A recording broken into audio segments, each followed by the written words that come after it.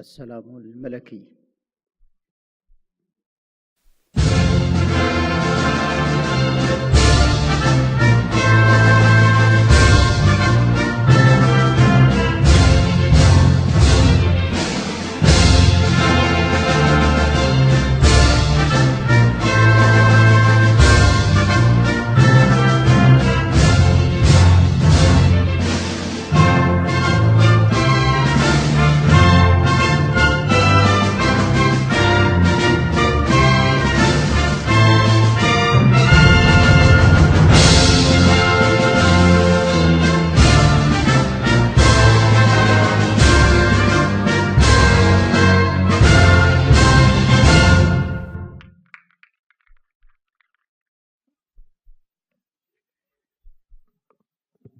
بسم الله الرحمن الرحيم.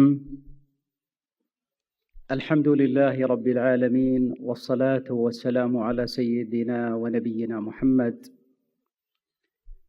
صاحب المعالي وزير التعليم الدكتور أحمد العيسى، أصحاب المعالي والسعادة، أيها السادة والسيدات، السلام عليكم ورحمة الله وبركاته. مرحبا بكم في صباح من صباحات الاستثمار والشراكة في بلد الخير وبلد العطاء، حيث البدء في مؤتمر الفرص الاستثمارية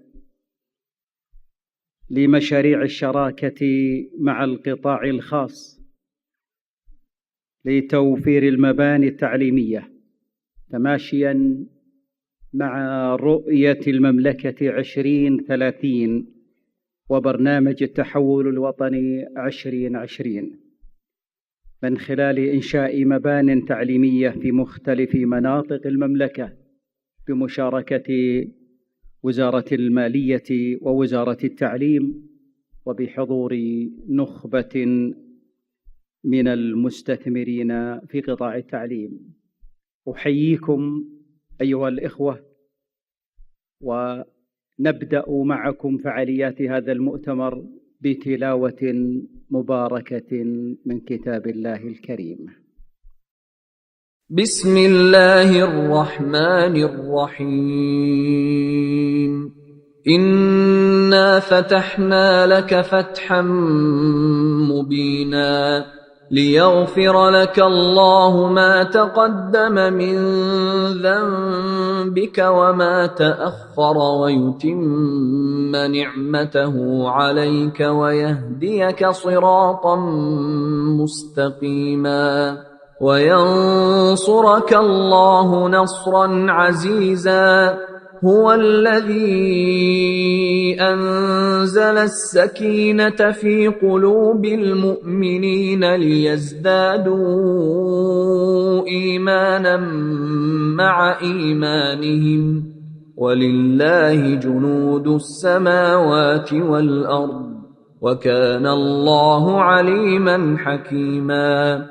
ليدخل المؤمنين والمؤمنات جنات تجري من تحتها الأنهار خالدين فيها ويكفر عنهم سيئاتهم، وكان ذلك عند الله فوزا عظيما.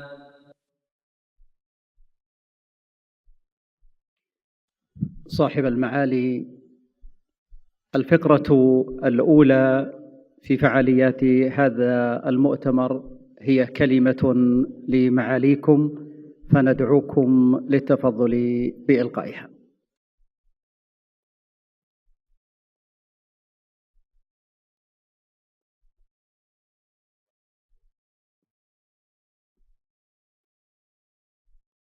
بسم الله الرحمن الرحيم. الحمد لله رب العالمين، والصلاة والسلام على خاتم النبيين وعلى آله وصحبه أجمعين. يسرني أن أرحب بكم أجمل ترحيب في هذا الصباح وفي هذا الملتقى، وأشكركم على الحضور والمشاركة معنا في هذا المؤتمر الذي سيناقش الشراكة مع القطاع الخاص في تمويل بناء المدارس والمباني التعليمية. هذا المشروع الذي بلا شك يتوافق مع رؤية المملكة 2030 ومع برامج تطوير التعليم، والذي يهدف إلى إيجاد شراكة حقيقية بين وزارة التعليم وبين المستثمرين في القطاع الخاص لتمويل بناء المدارس، والذي طبعا بلا شك له دور كبير في تطوير العمل التعليمي والتربوي بكافة مستوياته. كما تعرفون أن المباني التعليمية لها دور كبير في تحقيق النهضة التعليمية المنشودة، والشراكة مع القطاع الخاص سيفتح باب إلى التوسع في تلبية احتياج وزارة التعليم من المباني التعليمية المناسبة التي تخدم العمل التعليمي والتربوي. وبلا شك أن مشاركة القطاع الخاص في تمويل بناء المدارس له دور كبير بإذن الله في المرحلة القادمة في سد الاحتياج الموجود. وربما تعرفون أن لدينا حوالي 5000 مبنى مستأجر حاليا في المدارس الحكومية، ونعمل بالإضافة إلى الدعم الحكومي المباشر لتمويل بناء المدارس، نعمل على من خلال هذا البرنامج على مشاركة القطاع الخاص في تمويل بناء المدارس وتشغيلها، وهذا بلا شك سيجعلنا إن شاء الله في موقع جيد للتخلص تدريجيا من المباني المستأجرة وتوفير بيئة تعليمية وتربوية مناسبة. هذا المشروع حظي ولله الحمد بموافقة سامية من خادم الحرمين الشريفين يحفظه الله، وبمباركة من مجلس الشؤون الاقتصادية والتنمية، وبدعم من وزارة المالية، حيث أن هناك لجنة تنفيذية تشرف على المشروع بمشاركة معالي وزير المالية ومعالي وزير الاقتصاد والتخطيط والمركز الوطني للتخصيص، وبإشراف شركة تطوير للمباني التي طبعا ستقدم لكم خلال هذا المؤتمر إيجازا وعرضا متكاملا حول أهداف ومنطلقات ومهام ومسؤوليات كل طرف من أطراف العلاقة والشراكة المنشودة. أتمنى إن شاء الله أن يسهم هذا المؤتمر في تحقيق أهدافه وفي دعم وفي إيضاح كافة متطلبات هذا البرنامج، وفي جذب أيضا المستثمرين ورجال الأعمال للمشاركة معنا، ليس فقط في هذا البرنامج وإنما إن شاء الله في برامج أخرى ستطرح قريبا بإذن الله. أتمنى إن شاء الله لكم التوفيق، وأشكركم مرة أخرى على الحضور والمشاركة، ونتطلع إن شاء الله إلى نتائج إيجابية من هذا البرنامج، وكل أمل بإذن الله بأن نسهم معا في دعم وتطوير وانطلاقة حقيقية للتعليم في بلادنا. والسلام عليكم ورحمة الله وبركاته.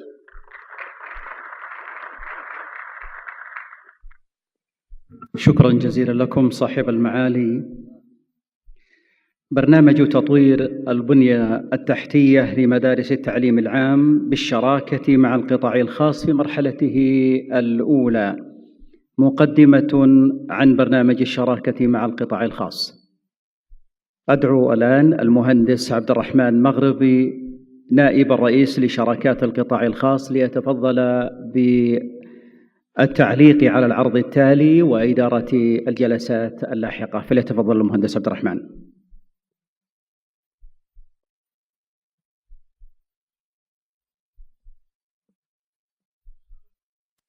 السلام عليكم ورحمة الله وبركاته. أنا المهندس عبد الرحمن مغربي نائب الرئيس لشراكات القطاع الخاص. حنبدأ عرضنا إن شاء الله اليوم بموفي بسيط عن شركة تطوير ورحلتنا في الشراكة مع القطاع الخاص. بعد ذلك حنبدأ بالعرض البرزنتيشن عن المشروع.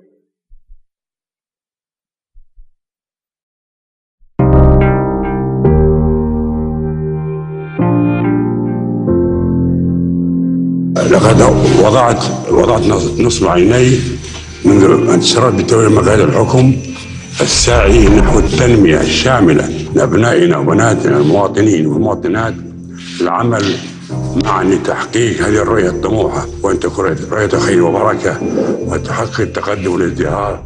المملكة العربية السعودية تسير بخطى ثابتة نحو تنفيذ كل بنود وأهداف رؤية المملكة 2030 التي أشرف على وضعها سمو ولي العهد الأمير محمد بن سلمان لإعداد مستقبل الاقتصاد السعودي عبر إشراك القطاع الخاص في العملية التنموية وإعادة ترشيد الأنفاق. ومن ضمن أهداف هذا المجلس بناء شراكة أكثر فعالية بين القطاع الخاص والحكومي بمتابعة كريمة ودعم كبير من قبل سمو ولي العهد الأمير محمد بن سلمان. شرعت وزارة التعليم في بناء وتطوير بيئة مدرسية محفزة وجذابة ومرغبة للتعليم، مرتبطة بمنظومة خدمات مساندة ومتكاملة، وتوفير فرص التعليم قبل الابتدائي والتوسع فيه، وتوفير الحاضنات ورياض الأطفال، وتفعيل ارتباطها مع منظومة التعليم، وتعزيز منظومة التعليم الاعتماد على المصادر الآمنة والموثوقة والبرامج والمشروعات المعززة للفرص الاستثمارية والشراكة مع القطاع الخاص. واستكمالا لدور وزارة التعليم، قامت شركة تطوير للمباني بتعزيز الشراكة مع القطاع الخاص من خلال عدة برامج ومبادرات معتمدة من وزارة التعليم، وبالتنسيق التام مع الوزارة وتولي مهمة الاستثمار في المباني التعليمية مع القطاع الخاص، والارتقاء بهذه الشراكة الحقيقية لتصبح شراكة أقوى بقنوات اتصال واضحة تؤدي إلى سرعة الأداء ودقة التنفيذ. وقد شرعت شركة تطوير للمباني بعقد عدة مؤتمرات لهذا الغرض، ومنها مؤتمر الاستثمار والتمويل للمباني التعليمية، ومؤتمر الفرص الاستثمارية لمشاريع الشراكة مع القطاع الخاص لتوفير المباني التعليمية. شراكتنا مع القطاع الخاص من أجل بناء مستقبل أفضل.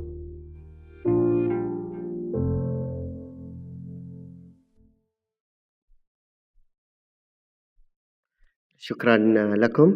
اليوم أنا حبدأ بالعرض البرزنتيشن للمشروع. I'll start in English. Welcome everyone for this presentation. This is myself, Abdurrahman Maghrabi. I'm the Vice President for the Public-Private Partnership in Tatweer Building Company. I'll start as about TBC introduction and transaction team. So TBC, it's a semi-government company founded in 2013, owned by the Public Investment Fund. The company has started immediately to do the construction work for the school building. So far, we have finished more than 250 school buildings and more than 300 education facilities. It occupies more than 250,000 students. We have also provided different services as Tatweer Building Company, starting from the planning to design and construction management, and as well we do the facility management, and also now we started new business lines in asset management, and also we support Ministry of Education for equipment and furnishing for the school. We started this program as a part of the National Transformation Program, and it's driven from the Vision 2030. So we have driven or defined the program objective from to support the 2030 vision, and in order to improve the quality of school facilities throughout the whole life cycle management. Also, we want to increase overall private sector involvement in education sector. As well, we want to develop and implement alternative funding models in order to provide the school buildings. As TBC, we are playing an important role here. We are doing the PPP program design. TBC already has designed the first program, which is as an initiative of the NTB, and we got approved by the High Order 44811. This is to approve the whole program for providing the education buildings through private sector funding. Also, we have designed the Ministry of Education PPP program that's including all of the universities and vocational training and K-12. Also, we are now doing all of the transaction development end to end, from defining the concept to the commercial structure, and we are now launching this transaction to reach to the financial close. After that, we will do the contract management role. We will be responsible on managing this contract with the private sector for a long-term partnership.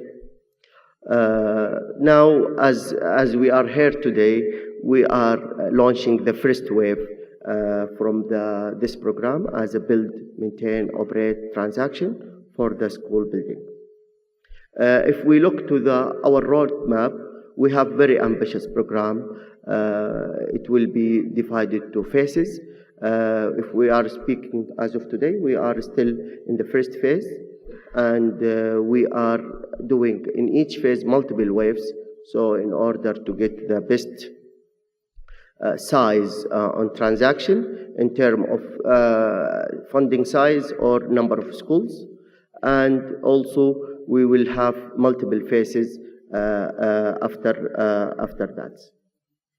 What we are targeting from this, we are looking to have a very integrated design, construction, and facility management solution, and looking to have continuous maintenance to optimize the facilities and to also availability of school. And we want to have a lower whole life cost cycles for the program. As of today, we are in the expression of interest phase, and I encourage everyone. We have launched this phase on 17th January 2018 and will be finished by February 7th, 2018. I encourage everyone to submit their expression of interest for this project. As of today, we have received a good number of interested developers for this program, and we are looking forward to receive from you. And this is part of the procurement process for the program in order to start the next phase, which is the pre-qualification phase. Also, this transaction, it's managed by a very reputed consulting firms as HSBC as financial advisors, and we have Alan Overy associated with Hushaim as legal advisory, and also we have ACOM as a technical advisors.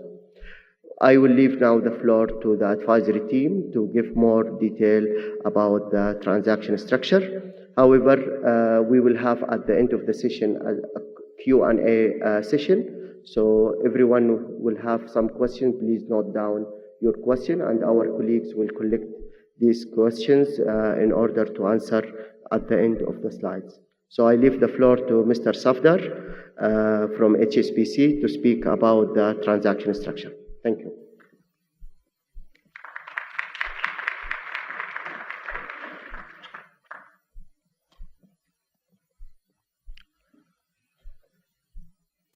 Bismillah ar-Rahman ar-Rahim. Assalamu alaikum. Good morning. Safdar Raza from HSBC Saudi Arabia. We're acting as the financial advisor to Tطوير Buildings Company on the BMT. I'll go to the slides now. Okay. So this is an indication of the scale of the first wave. We're looking at 60 schools approximately, spread over Jeddah and Makkah, We expect to have availability for MOE by the year 2021, and the impacted student population is expected to be roughly 50,000 students. I'd like to just quickly go through the commercial structure, the overview. This is a key aspect of how we've approached the transaction and how we plan to get the private sector involved in providing PPP for the education sector. So the first aspect, which is the most key aspect in terms of bankability, is the funding. There's going to be funding through a bespoke funding mechanism from the Ministry of Finance. There will be elements of credit support that are there to back up the obligations of Ministry of Education and Tatweer Buildings Company. These two will enter into a tripartite project agreement with the SPV. The role of MOE will be that of a principal, with TBC acting as the agent for contract administration. Now, for the SPV, we will expect the developers to bring in the equity and to raise limited recourse financing from the banking market. We would also expect a construction contractor and a facilities management contractor to be there. There's going to be a 20-year operation period. As mentioned previously, the availability will be in 2021. For the 60 schools, there will be roughly 4 school prototypes.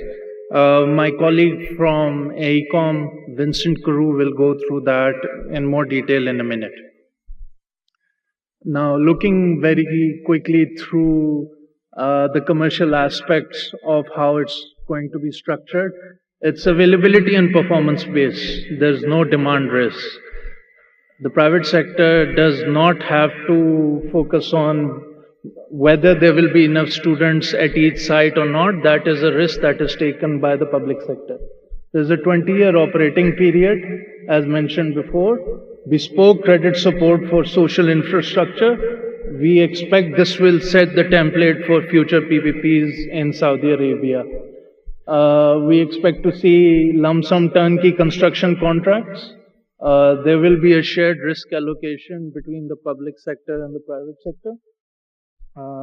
We expect to see output-based facilities management contracts, which will set the basis for availability and the payment.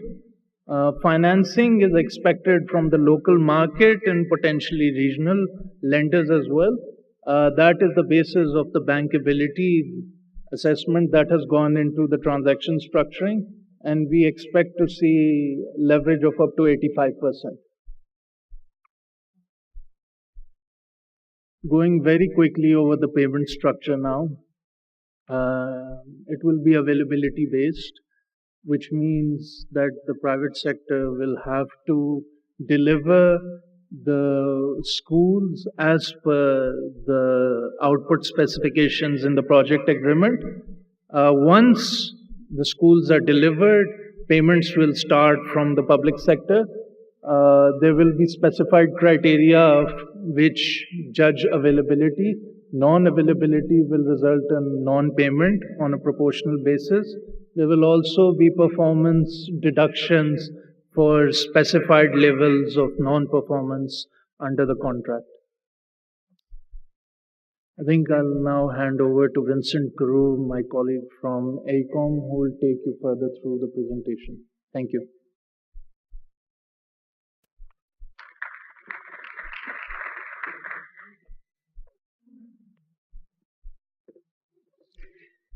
ستتوالى فقرات هذا المؤتمر، لكننا نتوجه بجزيل الشكر لكم مع الوزير ولكم معالي النائب. شكرا لكم أن كنتم معنا في استهلال وافتتاحية هذا المؤتمر. نواصل الآن إن شاء الله فقرات هذه المناسبة.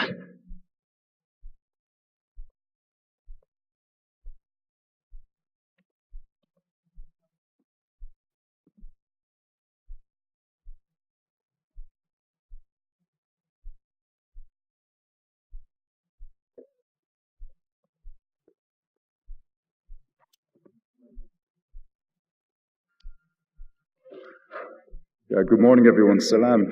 Vincent Carew from ACOM, working with the transaction advisory team, HSBC, Coaching, and Alan Overy, advising on the transaction. I'll just go to the slides. It's okay.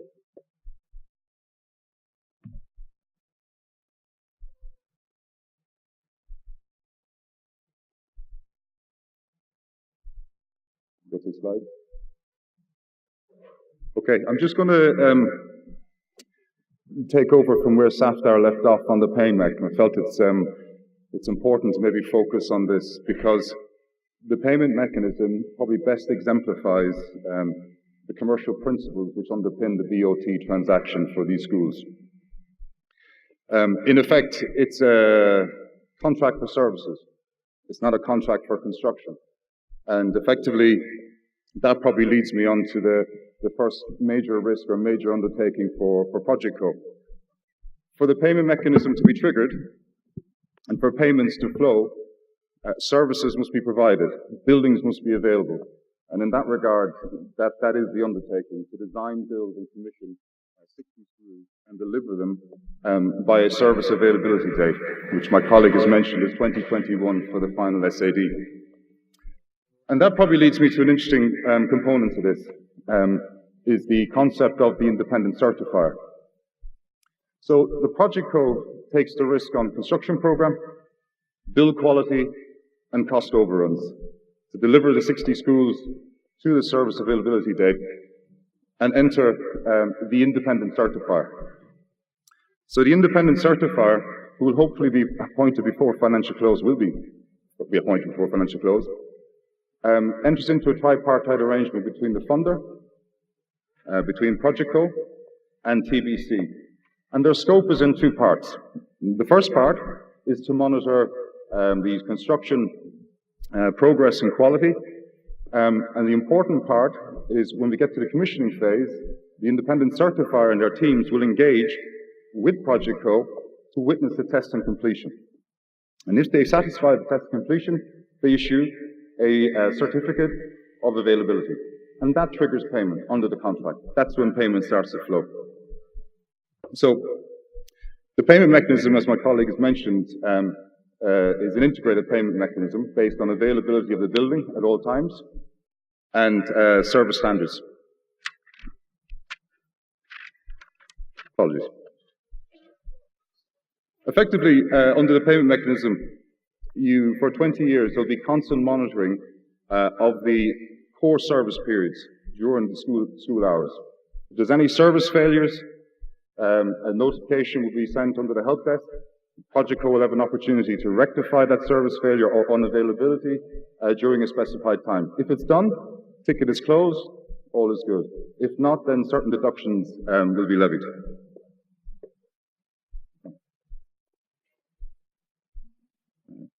Next slide. Okay. Just to give you a sample of the availability criteria that sit in the contract. There's 21 availability criteria and there's 64 KPIs for the services.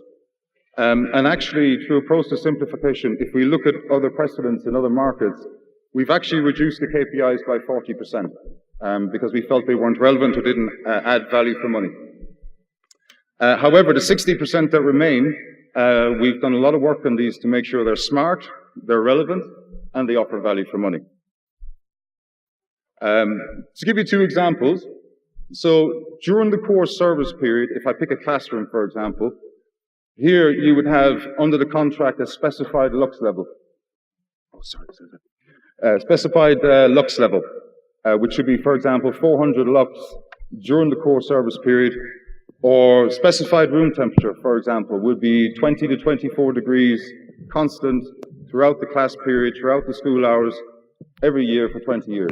That's the concept. It's continuous service and availability.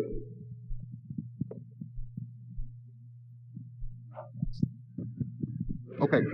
I think it's worth introducing some of the backdrop. Sorry, apologies.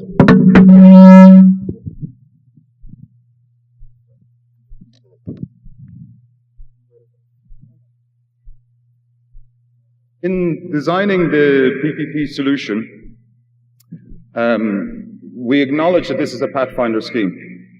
We acknowledge that we're creating a new social infrastructure PPP market.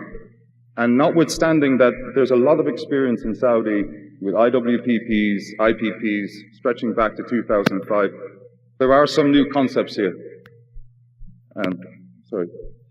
There are some new concepts.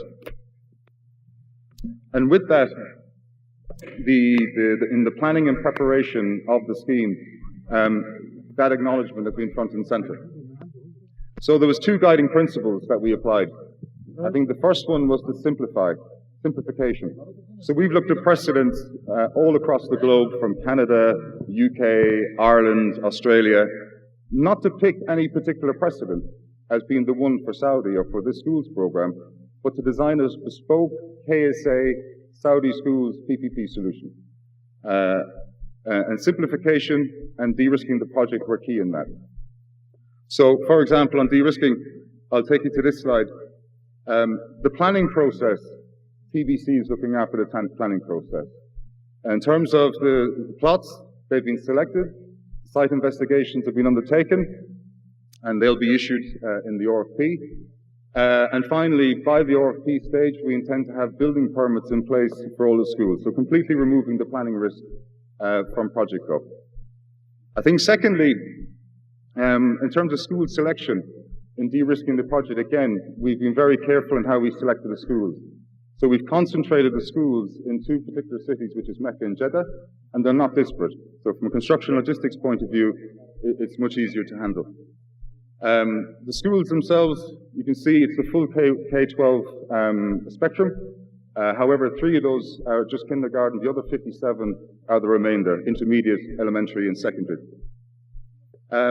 2 key points, I think, which, again, unique to the Saudi solution, and we think will help bidders be able to take on the project with limited risk. Number 1 is the education brief. So the MOE space program is fixed.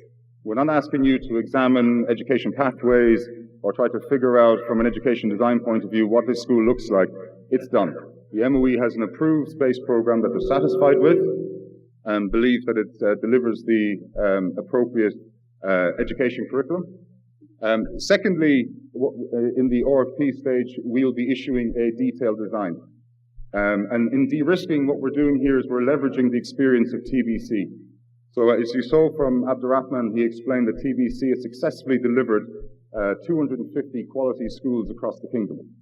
And in doing that, they've developed a design, school prototype designs. And those school prototype designs have been value engineered and refined over the last number of years. And they're good designs. So as part of disclosed data, the bidders will be issued with detailed design. Now, ultimately, you'll adopt those designs. You will take design liability and the risk around those designs. But I think the key point is here that these are standardized designs. They can be modularized. And secondly, we don't require you to spend a considerable amount of expenditure on the bid because the designs are available.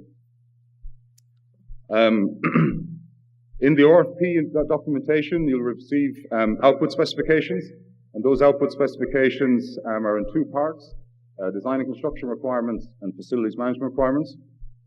And in the design and construction requirements, effectively, it'll have things like the project brief. It will have the output specifications, the area data sheets. And on the simplification process, what you'll find with these documents is considerable effort has gone into developing these documents with the transaction advisory team and TBC to simplify them. We appreciate that whilst the BOT concept might be known to many, there are some who will be first-time experience reviewing documents like this, and they become quite complex. We put a lot of effort into simplifying these documents, putting in wayfinding, introductory sections, and so on. Probably the final part, and it's very important in the design and construction requirements, are the standards and regulations. Again, we've put in a significant amount of work into this. There's actually a 36-page document listing every single standard. Again, trying to help the bidders not have to figure out what exactly we need. So we've been very clear in our requirements.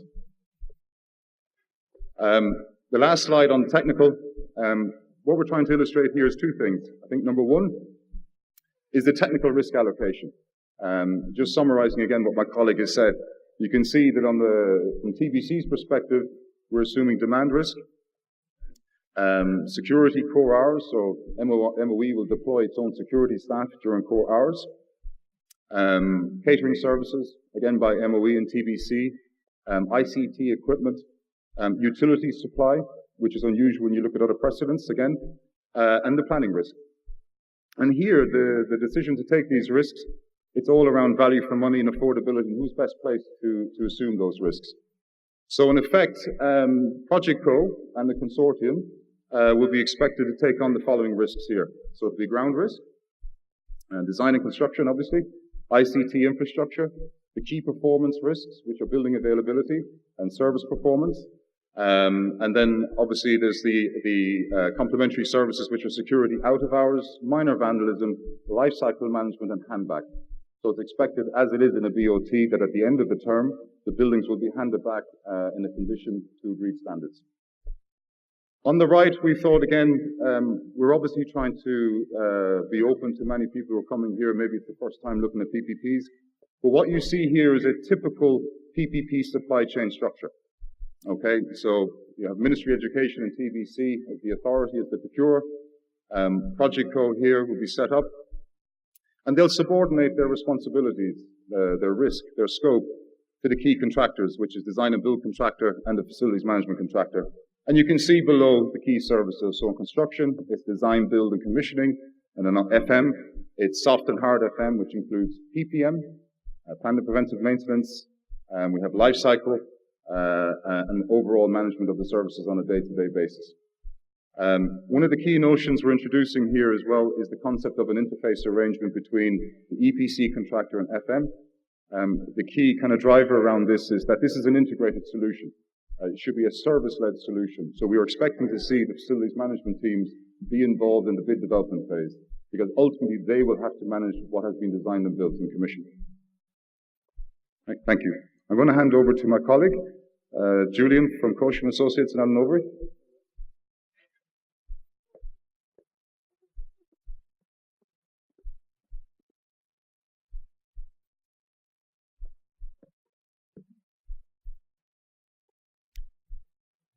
بسم الله الرحمن الرحيم والصلاة والسلام على سيدنا محمد وعلى آله وصحبه أجمعين. أيها السادة والسيدات، السلام عليكم ورحمة الله وبركاته. أكمل العرض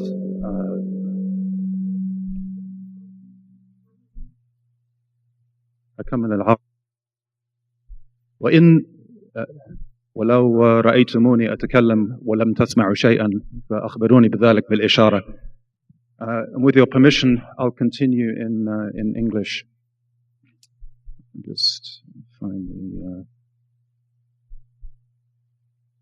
I can just have the presentation up. The next slide.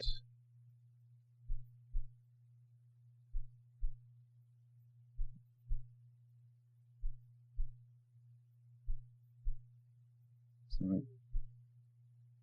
Yeah, so you can just move it. Okay, thank you very much. What I'd like to take you through briefly is the high-level risk allocation for the project. As has already been explained by my colleagues, we're looking at a tripartite contractual structure where you'll have the Ministry and TBC as co-procurers dealing directly with the project company. Now, the idea, of course, with this project is to ensure that the private sector takes the appropriate level of responsibility in delivering a turnkey solution. So design and construction, project company takes responsibility for. Financing is something, of course, that the project company has to obtain. It has to ensure that the project is available and that basically the schools perform and are managed according to the appropriate standards. There will be, of course, certain compensation events that may arise depending on circumstances, and broadly speaking, the allocation of those risks would be very similar to what has been seen in projects of a similar nature. So this includes, of course, the necessity in some situations to make termination payments, which again would be broadly in line with what local and regional markets have seen for projects of this nature. And as already previously indicated, that essentially the demand risk is taken on by the private sector.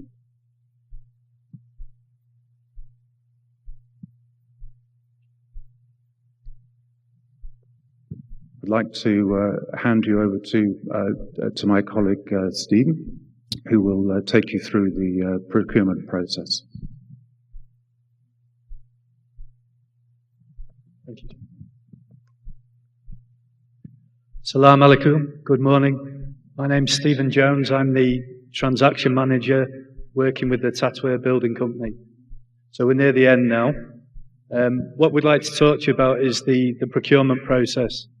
So this is specifically aimed at you, the private sector, the investors.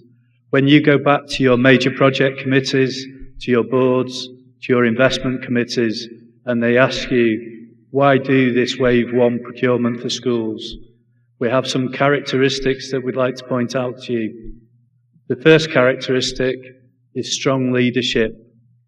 In our leadership team, we have engineer Fahad Al-Hamad giving strategic oversight to the programme and particularly strong leadership. I'm working closely with Abdul Rahman Maghrabi, our Vice President for the PPP unit. I can assure you he's one of the hardest taskmasters I've ever worked for, and he's driving this programme on a day-to-day basis. Secondly, close cooperation. We're working closely across government with all the key ministries and their supporting agencies. The reason we're able to be here today is as a result of that close cooperation. We have a position that my colleagues have established that comes from that cooperation. And finally, we strongly believe we have 3 world-class advisors providing our financial, our legal, and our technical support. We've also tried to give the bidders a helping hand. The first thing is that we've clustered the schools in Jeddah and Makkah to give you the simplicity for logistics. The second aspect is that we've developed the design prototypes. Uniquely, the design prototypes have been delivered by the government agency TBC. We know the buildings intimately and we commend those designs to you. You will own design risk, but we are asking that you adopt those prototype designs. We encourage innovation. We're open to ideas, particularly ideas that will expedite the construction process using modern methods of construction, whether that be in situ or off-site. As my colleague and friend Vincent has said, we've worked hard to simplify the procurement process and to simplify the documentation. The performance and payment mechanism is the document which we will judge you against. That has been through a rigorous process and particularly simplified against international best practice. My final point in terms of how we've given you a helping hand is in terms of some of the documents, the design and construction requirements, the facilities.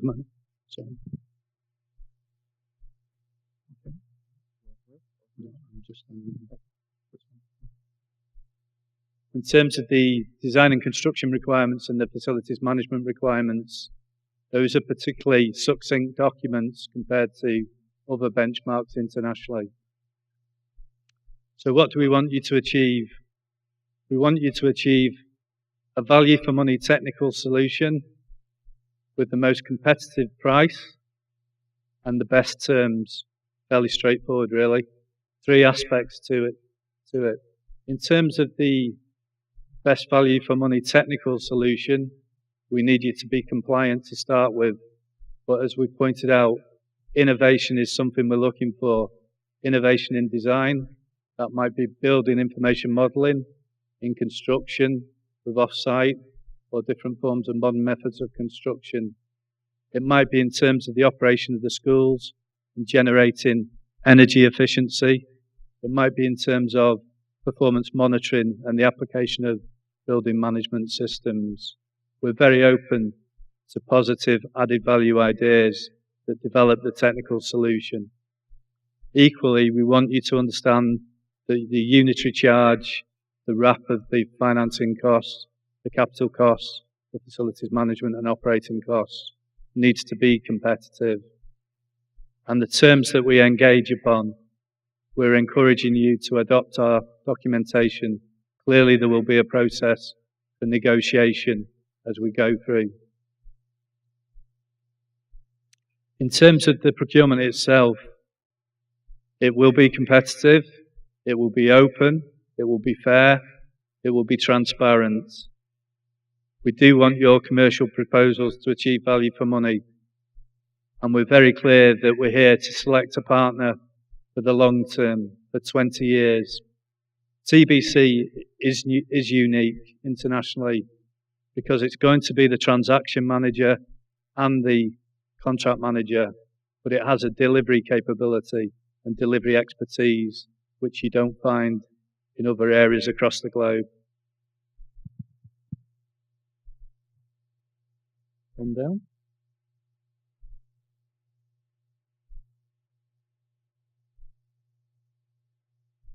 Okay. In terms of the procurement process itself, we've sought to simplify the process. It's in 3 stages. This initial stage, the pre-qualification stage, the expressions of interest, and the soon-to-be-received request for qualification. Once we've created our shortlist, we'll be issuing the request for proposals, which will be a detailed and intense phase of the programme. And ultimately, we will move to select a preferred bidder. And with the preferred bidder, we will negotiate against all the technical, commercial, and legal aspects of the programme, aiming to move to financial close at the earliest possible opportunity. Our encouragement to you today is to submit the expression of interest as early as possible, and soon after the 7th of February, we'll be issuing the request for qualifications to you. We believe this is a fantastic opportunity for the Kingdom and for the Ministry of Education and for the young people that we ultimately serve. We welcome your interest today and encourage further interest through the programme. Thank you very much.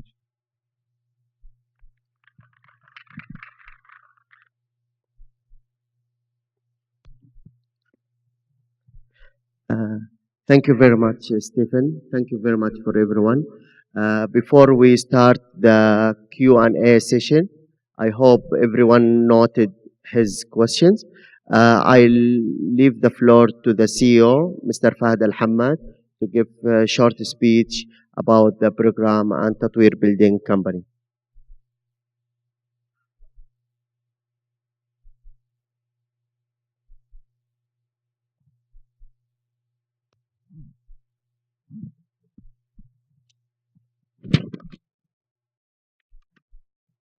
بسم الله الرحمن الرحيم، والصلاة والسلام على أشرف الأنبياء وسيد المرسلين.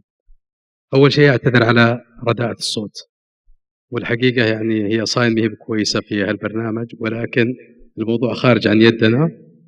الموضوع في يعني جربناه، كان الموضوع كويس، ولكن للأسف الصوت يعني ما كان بالجودة المطلوبة. الحقيقة يعني أشكر لكم جميعا حضوركم، وأشكر أصحاب المعالي والسعادة على حضورهم وتشريفهم لنا. وهذا المؤتمر هو باكورة مشاريع الشراكة مع القطاع الخاص في قطاع التعليم كجزء من مبادرات 2030 والتي تركز على مشاركة القطاع الخاص. كما ذكر الزملاء، هذا المشروع يعتبر واحد من أكبر مشاريع الشراكة مع القطاع الخاص في من ناحية الحجم والكم في المجال التعليمي. وهناك هذا المشروع الأول، وهناك مشاريع لاحقة سيتم طرحها. تقدر قيمة الاستثمارات المتوقعة في هذا المشروع حوالي 19 مليار ريال. جاري العمل على تصميم عدة نماذج. اليوم نطرح نموذج، وفي نماذج أخرى بيتم تقديمها إن شاء الله قريبا وطرحها للقطاع الخاص. الحقيقة شركة تطوير المباني عملت على بناء قدرات متميزة في الخصخصة قادرة على قيادة هذه المشاريع وإدارتها. الحقيقة قامت الشركة بتصميم البرنامج التنفيذي لتعزيز الشراكة مع القطاع الخاص اللي نعرض اليوم باكورة إنتاج هذه المشاريع، ونعمل الآن على تطوير الهيكل التجاري الأمثل والمناسب للشراكة مع القطاع الخاص بالتنسيق مع المركز الوطني للتخصيص ووزارة المالية. وستقوم شركة تطوير المباني بإدارة عقود الشراكة مع القطاع الخاص. الحقيقة جهزنا الدفعة الأولى واللي نطلقها اليوم، ونعمل على تجهيز الدفعة الثانية واللي تنطلق إن شاء الله قريبا، يعني في مراحل لاحقة من هذا العام. أشكر الجميع حضورهم وتفاعلهم، وإن شاء الله نقدم اليوم إجابة على كل استفسار. أنا أعرف بأنه عدد من الشرائح لم يعني تصل للحضور بسبب رداءة الصوت، ولكن على استعداد نجلس اليوم إلى الساعة 3 العصر اللي حاب لنجاوب على أي سؤال فيما يتعلق بهذا الموضوع. شكرا.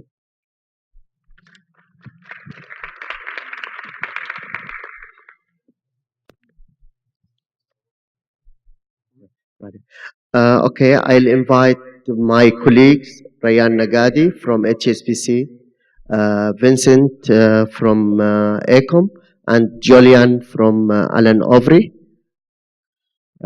for the panel. So if you have any question, please let us know. And also my colleagues here to collect the questions from you, Majid Al-Mubarak, also if you have any questions.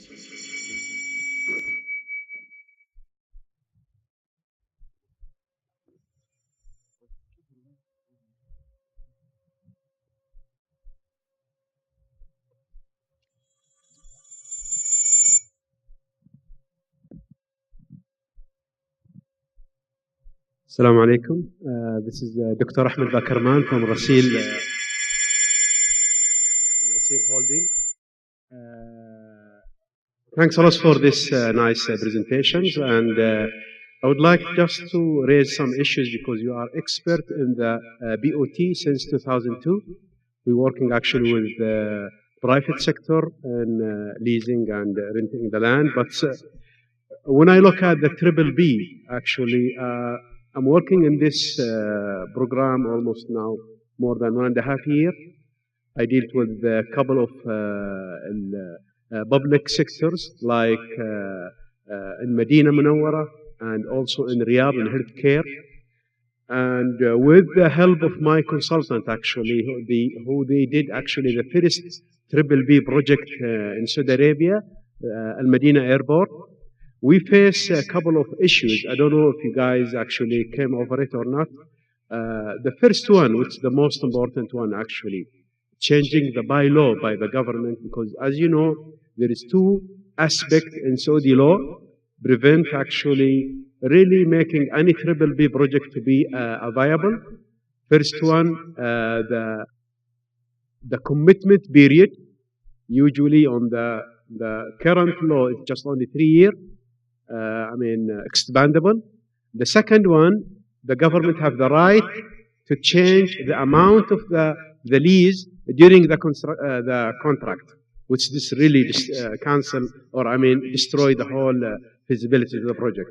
I don't know if though you came across that and it's been fixed already, because this has to get actually a royal decree actually to change it. The second thing, I was hoping to have this presentation very simple, because at the end of the day, it's an investment actually project where you have three parts. You have somebody who needs something, and you have the legal format, and you have the provider, the investor who make the needs available. In my opinion, if you can produce a kind of a simplified chart, single page, people can look at it, because at the end of the day, anybody who will enter the triple B business, he will get his own actually consultant from the legal part or from the financial part or from the technical. The last point, which is the most important one, about the product. Is the product is really crystallized? I mean, is the design, spec, bill of quantities, cost, all of that, is it fixed? So the people can say, okay, this building will cost me 10 million riyals, and they will pay me this amount during the 20 years. So this is the IRR, as simple as that. And then we can go into more detail. But at the end of the day, we would like really to get this highlight, easy for us actually to get the quick decision. Thanks a lot.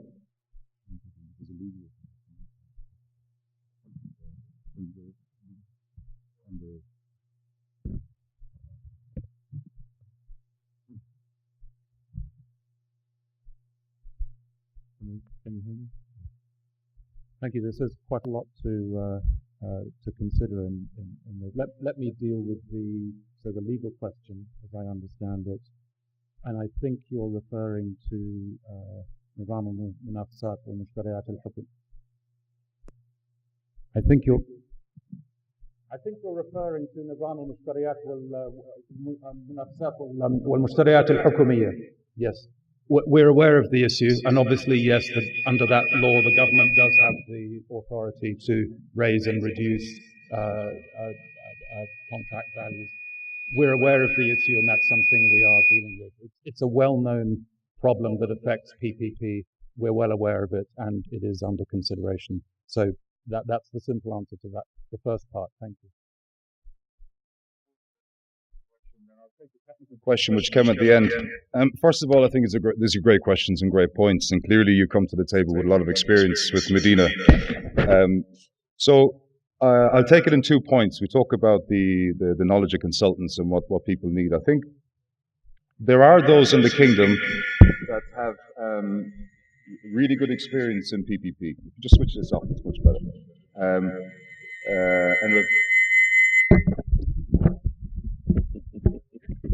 I think this is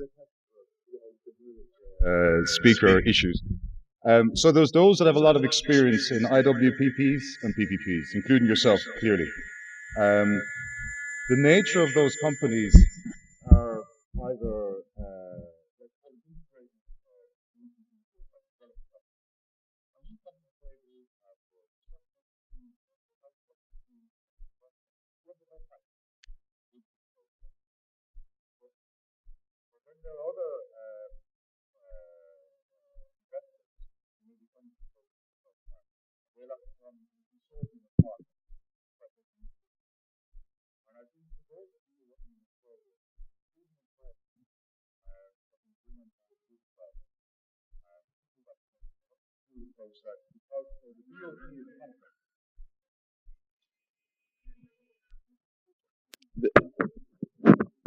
I'm sorry.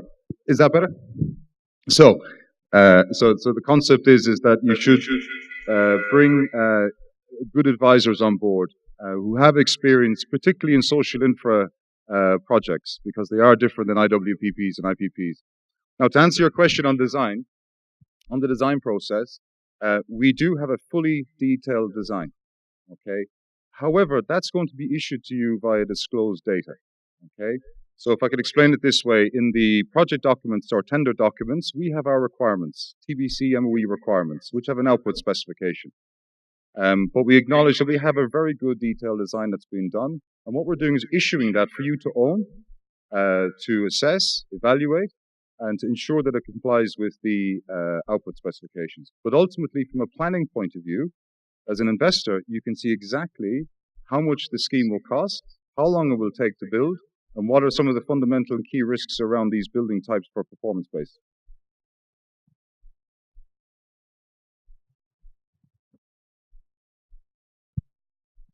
معليش على الصوت فاستحملونا شوي.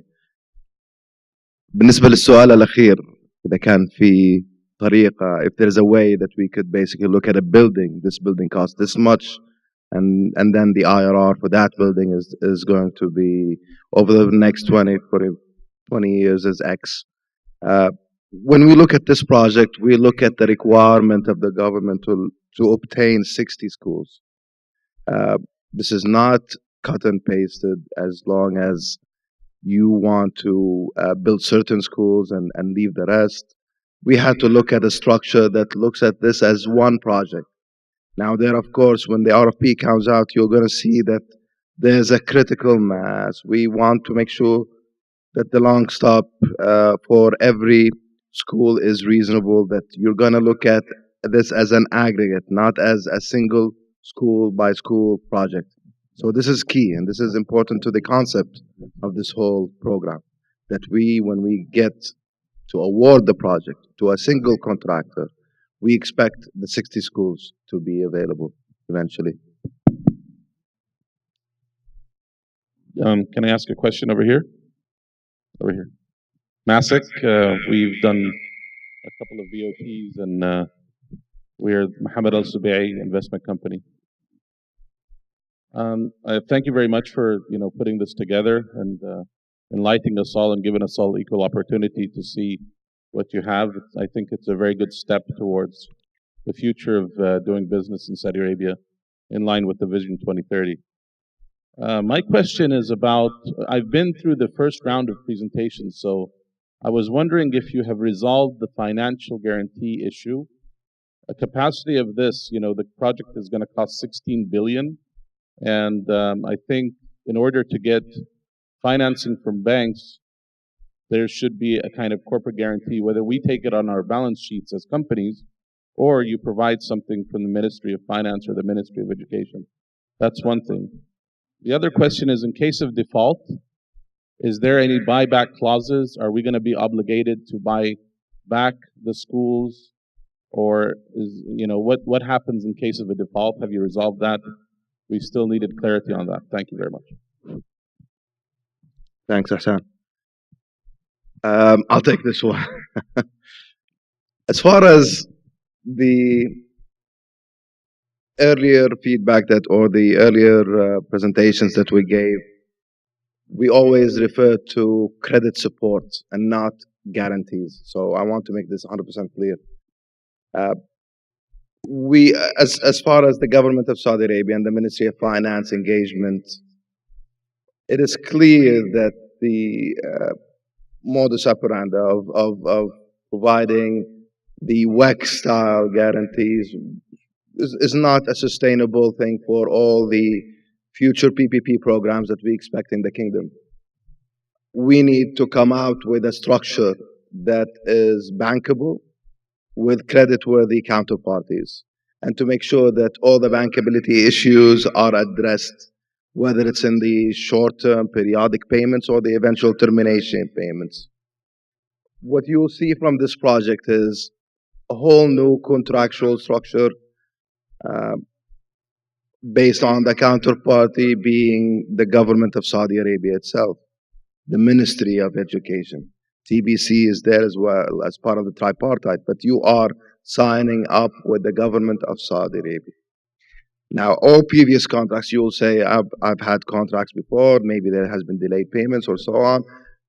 That these projects were under a different law, the government procurement law. This was purely on the contracting, and there were certain issues around that we're not going to go into today. This project is outside of that government procurement law, number one. Number two, we have set out a make payment mechanism to ensure that the obligations of all the parties are clear, including the Ministry of Finance, towards funding the obligations of the Ministry of Education and TBC.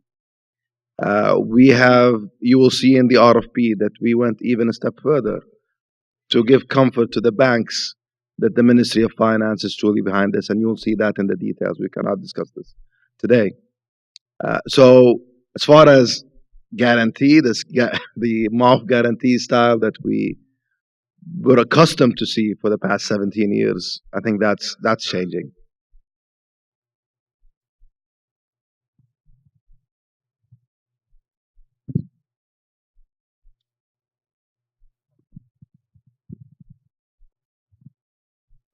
We received a question here. I'll answer some of these. and I leave the floor to Julian to answer the rest. Are the location of the 300 schools defined within Mecca and Jeddah? For this, the first wave, it is only in Mecca and Jeddah, which is 60 schools, which is the current transaction. The other waves will be announced later. We are now defining the sites in different cities across the kingdom, and it will be announced in each specific transaction wave that will be launched during the coming period. So the second question, will the payment will be in SAR or US dollar? It will be in Saudi Riyal. It will be a unitary charge by Saudi Riyal. Okay. Expectation on third-party revenue generation services. Actually, we keep this up to the bidders to come up with new proposals about the a third-party revenue generation. It is not defined on that, and we leave the innovation to the private sector to come up with proposals. That's how they can utilize the assets in the third-party revenue generation for the out of schools hours. The rest, I'll give it to Julian to answer.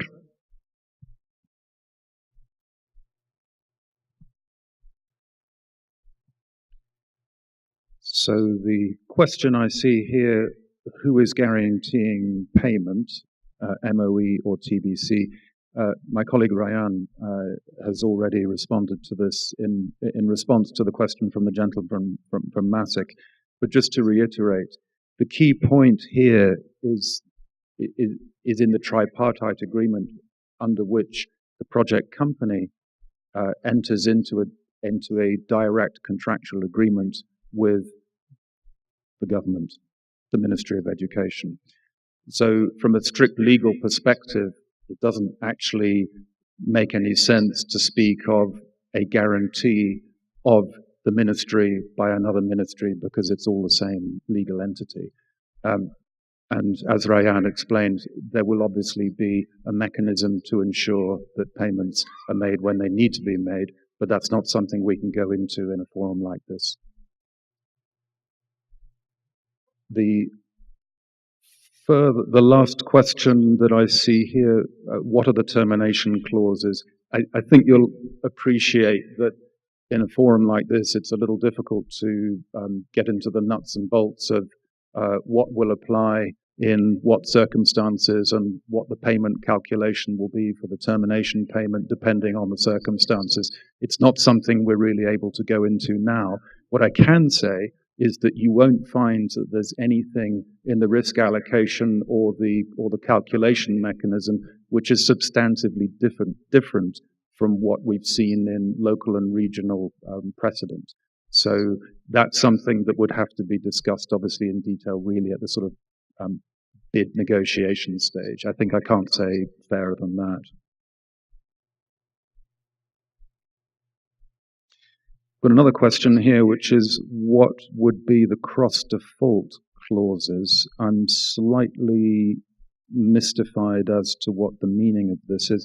If this is a reference, for example, to what we commonly understand in finance documents as cross-default clauses, whereby a borrower is defaulted by reference to a default from another related member of the group, for example, that's something that's going to be between the project company and its lenders.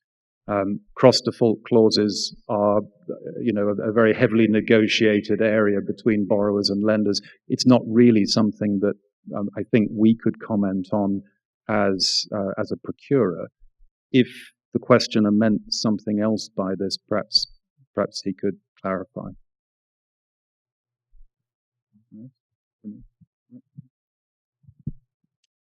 We've got some really good questions here focused on FM. So before I answer the questions, I think it's important to say that in this whole process of developing the program and at the next stage, FM companies play an important role. This is a service-led contract. So whether you have an integrated solution and have an FM company, or if you're forming a consortium of partners and you haven't found one, an FM partner is vital to this, okay? So some of the questions that were asked, for example, is where do you see the engagement of FM companies in the PPP? Well, I'd answer that by saying immediately. So don't leave it to the last moment to talk to FM companies, whether it's at the pre-qualification stage. It's vital because as part of the pre-qualification, we're looking for experience, obviously, in FM services, FM delivery. The FM companies can play two roles here, okay? So they can be a technical investor, if they wish, or so be it. But equally, they could be the subcontractor to Project Go. So their role is very clear in their scope, delivering the services which are hard and soft over 20 years. The next question I have here is, will TBC be partner on selection of FM companies within PPP? If I interpret this question correctly, do we have a say on who Project Co or which investor selects FM? No, that's a decision of the project company and the investors, who they decide to contract with. Clearly, they're going to try and find the best FM company with the best capability, best balance sheet, and so on. TBC will be involved, obviously, in the selection or pre-qualification and selection of the bidding consortiums, which will include FM, and that will be evaluated. The next question I have here is the availability-based payment affected by non-performance of the FM contractor? Absolutely. So if I was to simplify it, I think, so your construction contractor gets you to the point where you can start getting paid. This is the key point. So get you the service availability. It's your FM contractor that's going to ensure that the buildings remain available, maintained over 20 years, and deliver the soft services. If at any point the FM contractor fails to do that, there's obviously potential deductions which can be applied to the payment. So yes, it's very important that you select a very good FM contractor who understands long-term operating agreements. Thanks, Vincent. Got 3 questions here. Is it possible to sell the contract later on during the operational phase to a third party like a REIT fund? First of all, this project will have the same shareholder retention requirements you would see in any other PPP project. It's not going to be more cumbersome or more relaxed. So we would expect the main developers to stay there for a few years post-operation, and that will be detailed again in the RFP. Now, whether you can sell that to a REIT or not, I think we had a very long debates about the type of investors we want in this, and particularly considering the asset type as well. First, this is on government land, government property.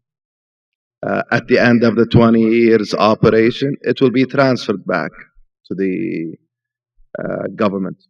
So as far as the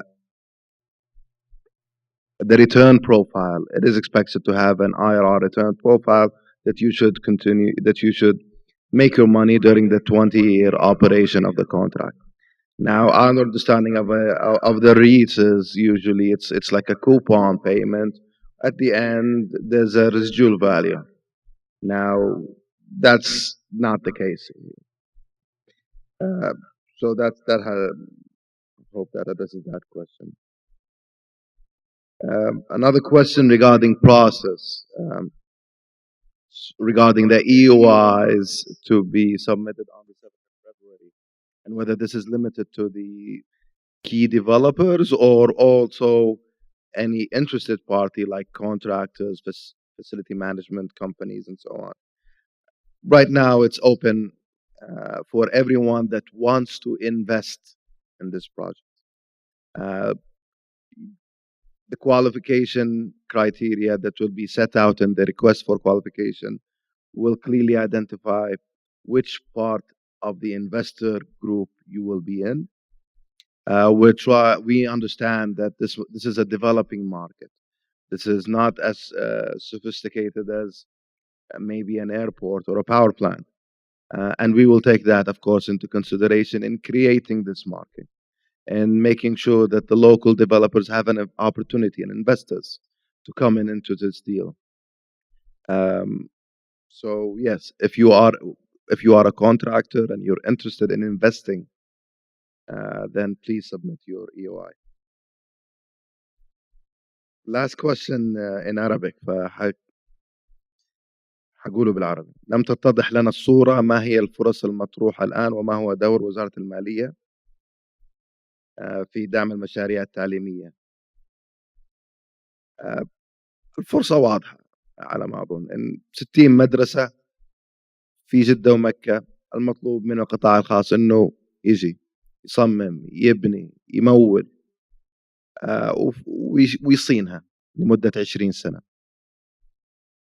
ما هو مطلوب التعليم أو المناهج، تقديم المناهج أو التعليم، هذا خارج النطاق. المطلوب فقط بناء المبنى وصيانته وإرجاعه بعد 20 سنة. وزارة المالية داعم كبير جدا للمشروع هذا.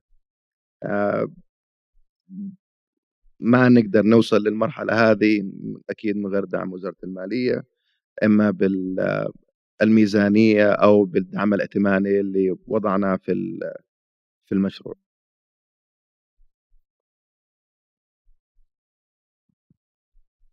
Assalamu alaikum. This is Al-Bara Al-Rayis from CBRE Advisory Services. In terms of facilities management, you spoke only providing preventive maintenance and hard and soft surfaces. You didn't take a consideration regarding the providing the manpower. This is my first question. The second question, is the bidder should provide a subcontractor, or he will take the project all over from A to Z? No need to provide any subcontractor working under him. The third question, which is the FM company will manage the asset management, or there will be other company to take off of this services. Thank you very much. No, good questions. So I'll answer the three best I can. Just to clarify, when you say manpower, do you mean education services teaching? Okay, so the F. Oh, okay, no, good example. So the FM services are distinct from education services. So all education services for me is the administration and teaching services. Administration being secretarial services to support the education services. That's not FM. FM for me, so the soft services are cleaning, waste management, security. Okay. On the hard FM, it's PPM, reactive maintenance. Okay. Life cycle management and things like this. So there's a distinct line between education services and day-to-day administration of school education services and FM. So no requirement there. It's just maintain. So your second question was around the bidder and the subcontractors, correct? So again, just to probably reinforce the point, we're creating a new market here. This is a new social infrastructure PPP market, okay? And ultimately, it's open for all those that have potential capability to deliver a BOT to come through the gate, as they say. And as Ryan said in the RFQ, it'll be determined what category you're in. As far as we see it, you have developers who have integrated packages. Developers who are investors, they have construction companies, they have FM companies. They pretty much have the majority of the capability required to deliver this. But then there's other consortiums, for example, that maybe I'm an investor and I want to go and find myself a very good contractor who can build 60 schools, have that capability. I want to get myself an FM contractor who has the capability to deliver those services to the standards, okay? I won't dictate as an investor who my FM contractor then subcontracts to, for example. My supply chain management strategy is going to rest at being able to support, if I'm an investor that is, I want to subordinate the risk and the scope back to back flow down straight to the FM contractor and let him take care of what he's good at doing, which is soft and hard FM services. So I won't dictate that. Nor would we dictate above Project Co or the bidding consortium who they should choose. That's their decision. They may or may not pre-qualify, but we won't dictate that. We'll only set the experience requirements.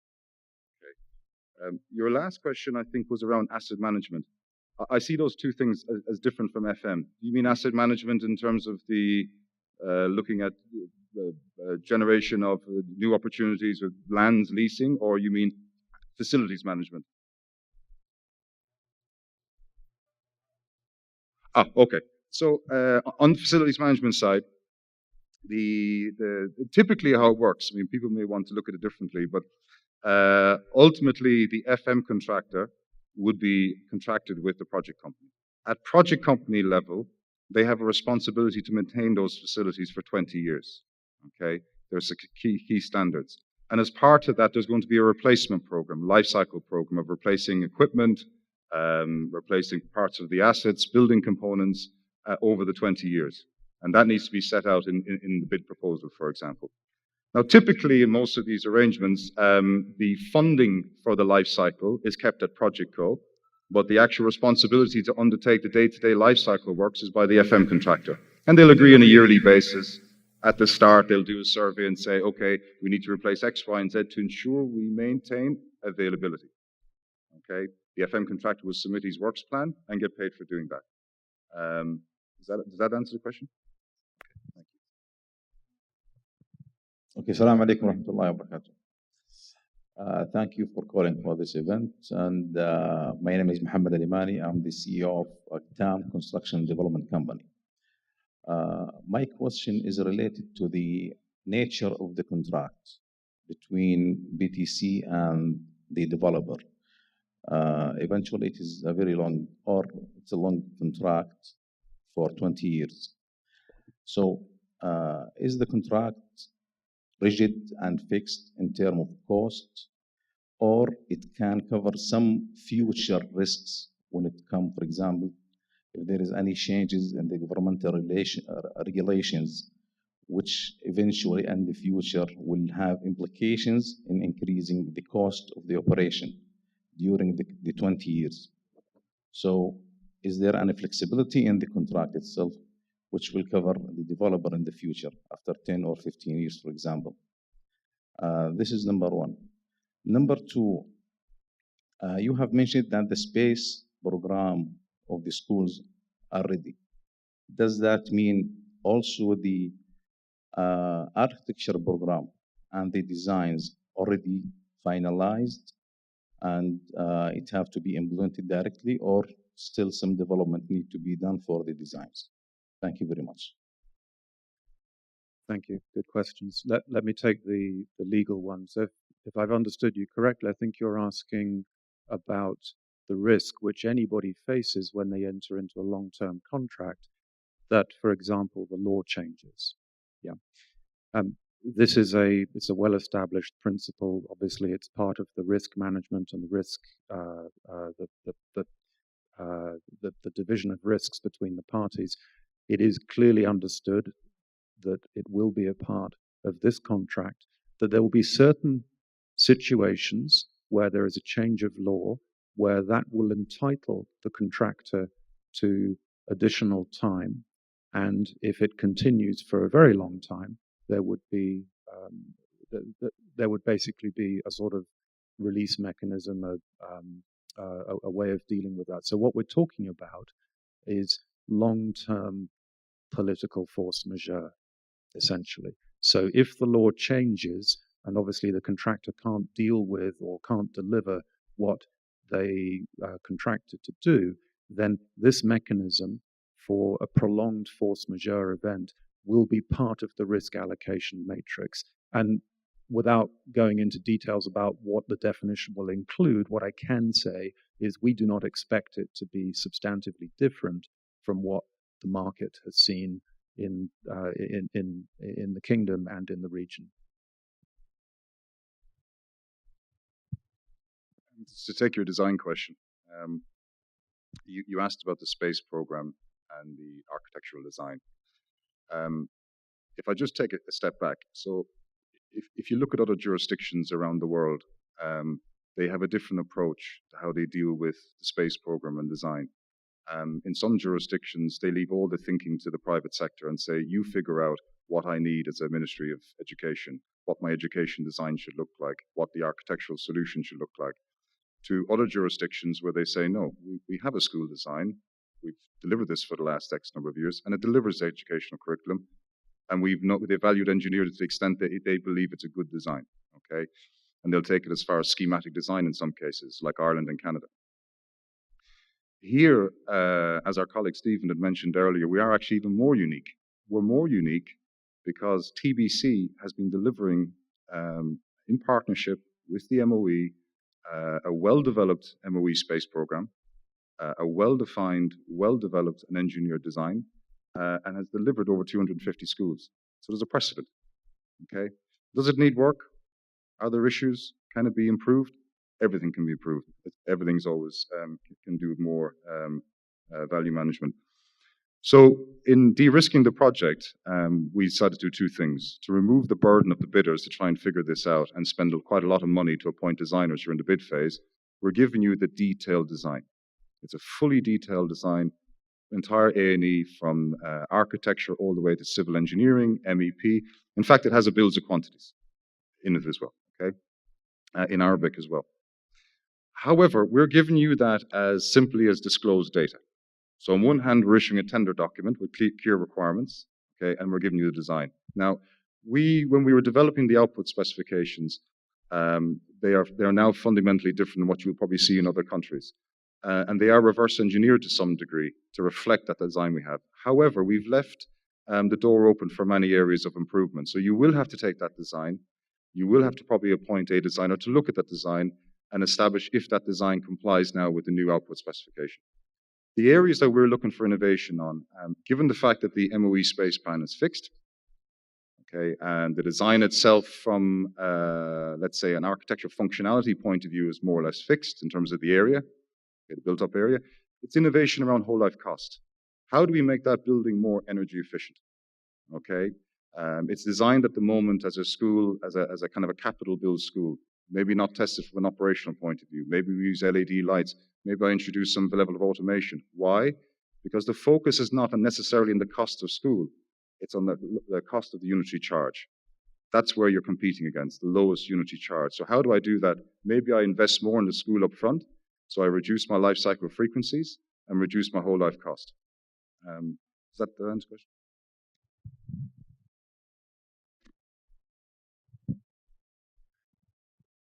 I have here two questions. First question, for the 60 schools only, it takes 15 months to appoint a bidder. Is this logical? It should take 2 to 3 months. Actually, this is a very standard procurement process, and we believe it will take this time in order to give the bidder the right time to prepare the bid. We believe the size of the project and the amount of investment, it needs this time. As a procurer side, I want to push this as fast as I can, but we have tested this and we believe we are giving a fair time for everyone to submit their bid and to be comprehensive, completed, and meeting all of that. Because at the end of the day, it is a long-term relationship, more than 20 years. So it is not an EBC contract. It's totally different. It is a very complex contract with a long duration. So we will live together for 20 years. So we need to make sure everyone have assessed and this contract and studies the contract from each aspect. The second question بالعربي أين موقع رياض الأطفال؟ كم عدد المدارس المتوقع تجهيزها للعمل في بداية العام الدراسي 2018؟ طبعا as we said طب حجاوب بالعربي. المدارس هي محددة في جدة ومكة ولمختلف المراحل. حيكون في وثيقة المنافسة حتكون توضيح كامل عن جميع هذه المدارس، مواقعها، الرفوعات المساحية، جميع التفاصيل موجودة في المنافسة. بالإضافة هل متوقع تسليمها في العام الدراسي 2018؟ طبعا احنا نتكلم على بنائها، فنتوقع انه البناء حياخذ عندنا تقريبا الى 36 شهر. الافيلابيلتي المتوقعة لتجهيز هذه المدارس المفروض تكون جاهزة بالعام 2021، فما حيكون انت عشان تبني المدرسة فبتاخذ منك تقريبا من 18 شهر الى 36 شهر. فاحنا حيكون هذه راجعة للمتنافسين في تقديمهم للجدول الزمني لبناء هذه المدارس. Okay. Thank you. First questions. There's some very good questions here focusing on things like the lender's technical advisor and the independent certifier. So the first question is, will we have, in addition to the independent certifier, also a procedure for lender's technical advisor? I think it's expected that all the banks, from a credit approval point of view, will have to appoint a technical advisor. But it's an interesting point about maybe when this actually takes place. So there has been some consideration about whether we would expect at the bid phase to have a pre-bid, let's say, summary technical due diligence report included by the lenders. So that's kind of in debate at the moment. And that discussion is really around how do we invest wisely in the 6 months for the bid phase to get robust, technically assured bids back so we can have a run to financial close and we don't pick up a whole lot of issues. So in that regard, there is potential in the bid documents that you may find there's a requirement for the consortiums, lenders, to get their technical advisors to come and do basically a concept review of their bid and submit a concept technical report. The next question is, who hires the independent certifier and the lender's technical advisor? Well, the banks appoint their own lender's technical advisor. We have no say in that whatsoever, and I doubt the consortium have much of a say either. But the independent certifier is a tripartite arrangement. So before financial close, it'll be expected that the lenders, TBC MOE, and the Project Co will jointly appoint the independent certifier. And if I focus on the word independent, the whole point of the independent certifier and where they came about in PPP was to bring a degree of impartiality. Okay, because otherwise you'd have people fighting over what constituted a certificate of availability. So it removes that potential dispute element, have somebody independent overseeing that process, okay, and gives a sort of technical assurance to the process. Next question I have here is, when does this take place? On the lender's technical advisor, as I said, we're looking for early involvement. Again, not fully defined, but I think you'll find in the bid documents we're going to be pushing to get the technical advisors from the banks involved early. And in some respects, from my own experience, that actually helps the process, especially bidders or consortiums that are maybe looking at these projects for the first time. The lender's technical advisor will be looking at all the key risks, construction risk, pricing, FM, looking how you've all brought it together, looking for scope gaps to technically assure the bid and give comfort to the banks that they're backing a good horse. Okay, so it's actually good value for you as much as it is for us to know that bids have been looked over by technical advisors before they are received.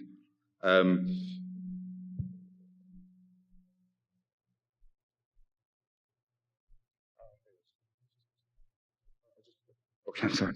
I'll just finish these questions because there's only 2 left. Sorry, when does this take place? So LTA early in the bid phase, the independent certifier before financial close, so not required at the bid phase. Is there exclusivity of IC among bidders? Absolutely not. There should be an open game. Nobody should be restricted or give exclusivity in that regard. Again, they're independent, so they shouldn't be exclusive in this regard. In the case of LTA involvement, is due diligence done during bidding? I think I've answered that. Are there any preferences in life cycle periods, and what is the quality level of the buildings and equipment to be handed over at the end of the 20 years? I think that's a very good question. So we don't have any preference for life cycle periods. There's clearly standards and best practice you can apply in terms of what length of period or frequency certain components of the building will survive, for example. And this is where you need to balance design considerations and how much you invest in the building. I'll give you a basic example. I have 60 buildings. I have 60 lifts. Let's say I go for a cheap solution in my construction phase, and my replacement cycle is, I don't know, 15 years.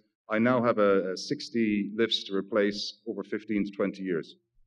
Maybe I spend or invest an extra 10 or 20% during the CapEx phase, and suddenly I'm delivering lifts that can exceed or pass the 20 years. I've just reduced my life cycle costs. So you really got to play with that balance. And again, having a good financial advisor with a good financial model to run those scenarios, so you can test the logic of spending more during construction and having a lower life cycle cost. And at the end of the 20 years, so there is handback criteria. Okay, so in the project documents, there will be handback criteria in a specific schedule that says, for example, that you've got to hand the building back to certain standards. Okay, and those standards really amount to what's called residual life.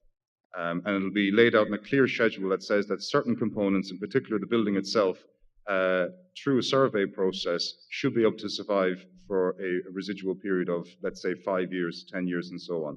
So you've got to ensure that at the end of the life cycle period, at the end of the operating period, that the building can survive to those residual periods. That'll be the test during the survey. Okay, we will give a chance now to receive questions. Thank you very much, gentlemen, for the enlightening presentation. This is Rani Majzoub from KPMG. First question goes to Ryan. You have talked about a bespoke financing mechanism. Ultimately, the ultimate goal is to have a bankable project. You've touched on the support by the Ministry of Finance, but you have also said it's not a guarantee. As investors, we need more clarity on that. We are signing a tripartite contract with TBC, who will be providing the financing, who will be paying the availability payment or the performance payment. So we need more clarity on that. Second one is, I agree with Dr. Bakerman in terms of the design that you will be providing to the investors. Such PPP projects, again, you have two options: either give the PPP the design risk to the investor, or retain the design risk with the procurer. In your case, you have the experiences, you have the requirements, and you have done such schools in the past. Why don't you normalize the bids? This will facilitate the evaluation later for you when you are comparing the bids. In terms, a third question coming to Ryan in terms of the evaluation criteria. What are your evaluation criteria? How much are you weighing the technical proposals, and how much are you weighing the financial proposals? At the end of the day, you'll be receiving offers. So what are your evaluation criteria? Fourth is on the REITs point of view. I think my colleague, when he asked the REITs question, what's wrong after developing the schools, and the schools are operating and they are generating cash flows? What's wrong selling this to a REIT with a fixed yield? The developer could exit from this investment, and this would be an excellent investment for a REIT. Thank you very much. Thanks, Rani. So if I forget anything, remind me. The first one, you're absolutely correct. You need more details on the credit support and how it's working. We're not just saying we are signing up with the Ministry of Education, so we are signing up with a sovereign, and that's enough. We're not saying that. We're saying that there you will see more details in the RFP when it's issued that will give comfort to investors, and more importantly, the banks who I mean, I'm a banker as well, so it's important for us to make sure that whatever comes out to the market is something that is acceptable to the market. Again, it's not one layer. It's not Ministry of Education who's making the payments. That's good enough. No, it's two more layers of protections to the private sector. So I cannot go in more details now, but this will of course be in the RFP, and it should be acceptable, inshallah, to the market. As far as the REIT question is concerned, I've never said you cannot do it. My understanding, again, my limited understanding of how the REITs work, will require it's a coupon payment, and the end, a payback of the potentially the value of the asset at that stage. For us, the transfer price here is zero at the end of the concession. So you return back the schools as zero. If you can make it work, great. So we're not restricting it, but but it's not something that it lends itself easily to the profile of the returns that REIT investors would usually look at. That's what we're saying. I'll just take your design question. I just want to clarify a point.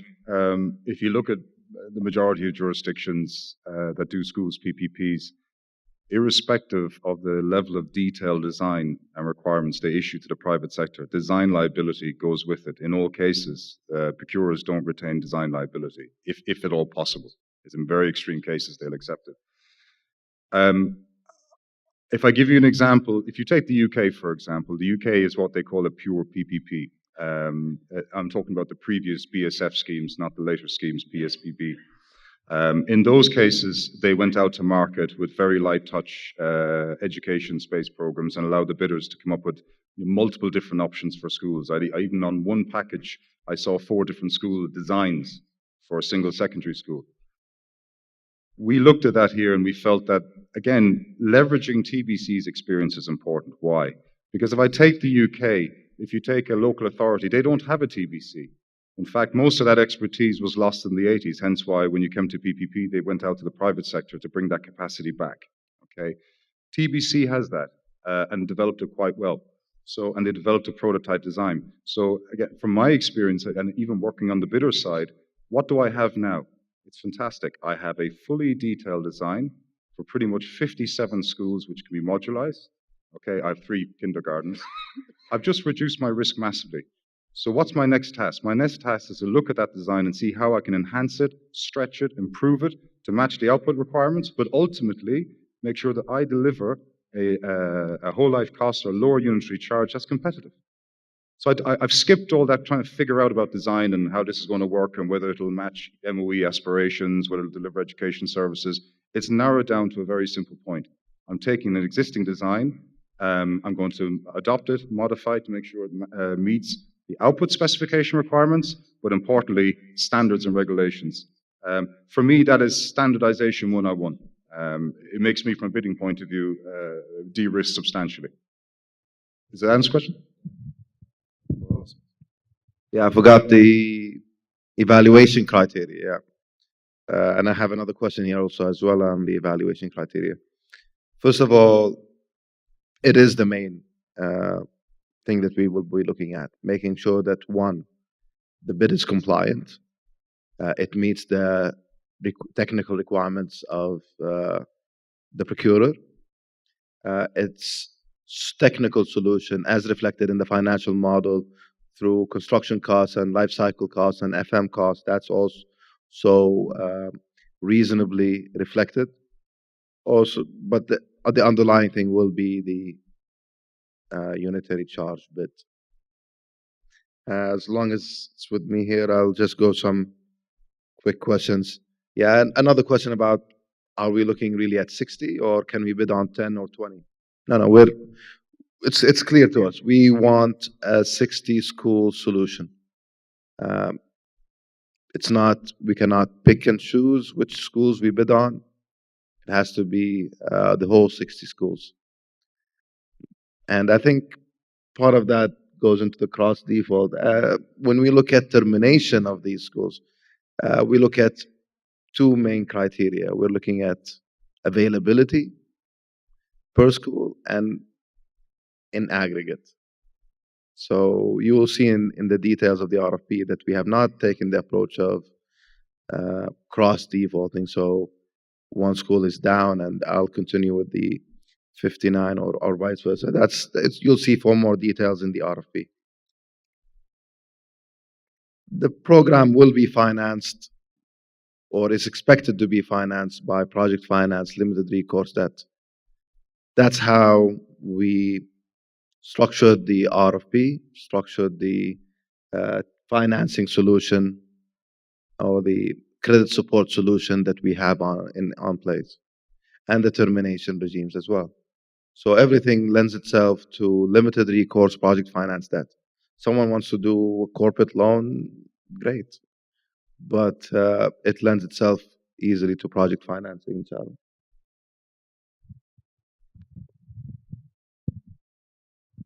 Thank you very much. We will give a chance to female section if they have any question, just to have equalization. If there is any question, please let us know. Majid? Otherwise, we will go to this question. Assalamu alaikum again. Is the 20 years net, which mean operational years, is excluded the construction period? The second question, why not going to the standardized building? Because, if you standardize things and make it prototype, this will make it easy for everybody for standardizing the element like doors, windows, elevations, labs, and everything. The third question, is FF&E included or just only the building? The last one, is the local content enforced in this contract or not? المحتوى المحلي, local content, which means I have to buy a certain percentage of the product from the local market. Thanks a lot.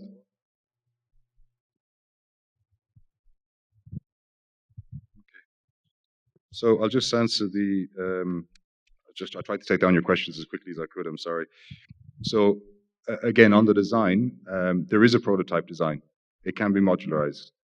So we're not looking for multiple different design types. We've chosen a design type that actually is best suited to offsite fabrication, if you so desire to do that, if you feel it's necessary to improve on the construction program. FF&E is included, okay, but ICT equipment is not, okay, so everything from packs, phones, computers, that'll all be done by MOE and TBC, and the infrastructure obviously you'll put in place, all the cabling and so on and so forth. The last point on the local content, I think it's a very good point. I can't answer that one right now, and I think we'll need to come back to you before the end of this session. So I'll take it away if that's okay and come back to you on the local content. Okay. Is that the three? Did I answer the three questions?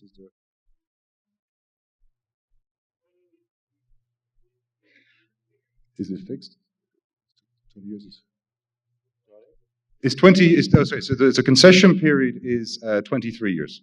So what we've allowed is, or our assumption is 3 years for construction, okay, and then 20 years for the operating period, okay. Now the concept of the 3 years is we expect all schools by 2021. One of the key things you need to consider here, and from a construction phasing point of view, I mean, there's one window of opportunity. Schools have to be delivered definitely before the end of August, or we miss the window. So in that regard, there are 60 schools over 2 cities, so we'd expect some sort of phasing strategy. Okay, we're not looking for multiple sub-phasing. Ideally, 2 is the max phasing that we think about. For example, you could deliver Jeddah first, or you can deliver Mecca then as the second batch. So if I said at the end of 2 years, I'm delivering Jeddah, and by the end of year 3 on an overlap phasing program, I'm delivering Mecca, for example, because Mecca obviously is much more complicated from a construction logistics point of view, given the activity in Mecca, sorry. Does that answer your question?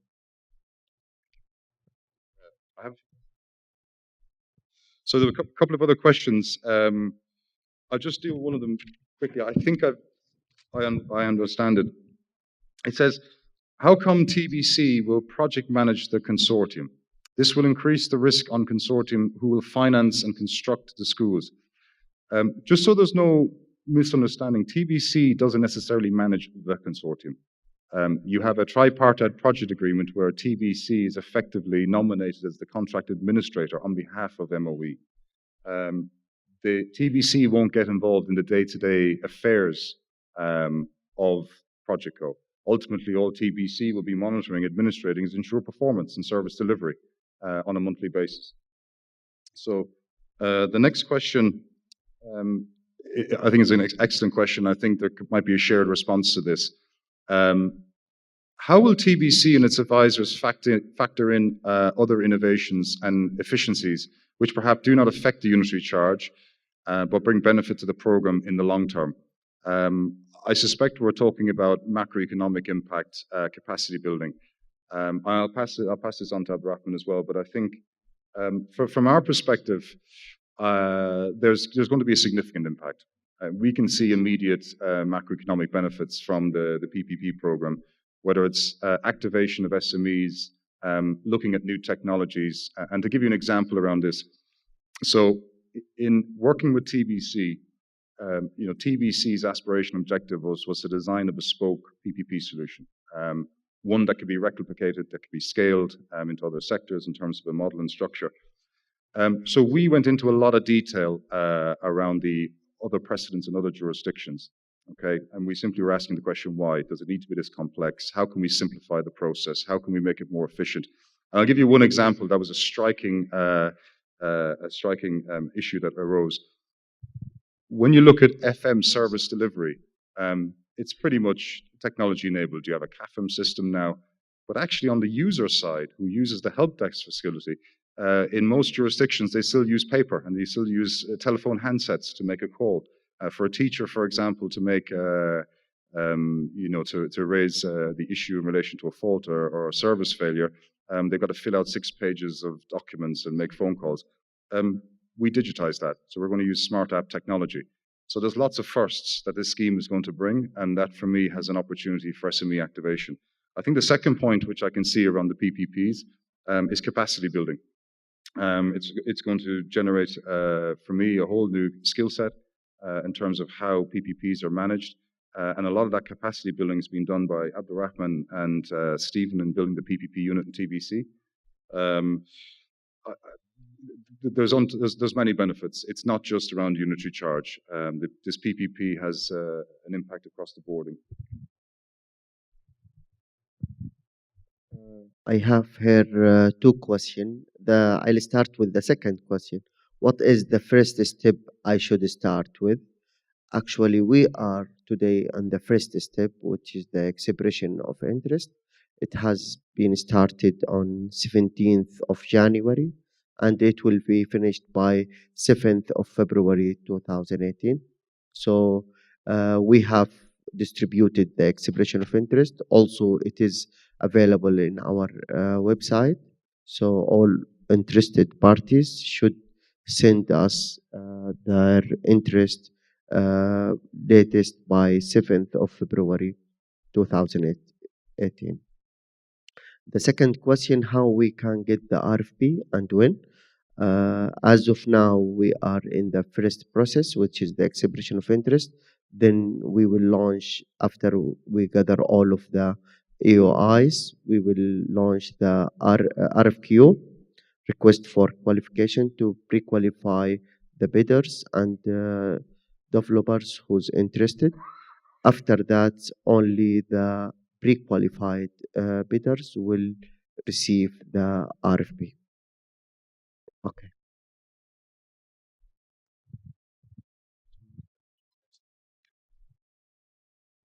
Just have a few questions here. Is there a feasibility study for the project؟ جاني الأسئلة بالعربي. هل في دراسة جدوى المشروع؟ المشروع حكومي، ومن ناحيتنا احنا في عندنا متطلبات للدولة، متطلبات لوزارة التعليم. فدراسة جدوى ما نقدر ما هو احنا اللي نوفرها لكم.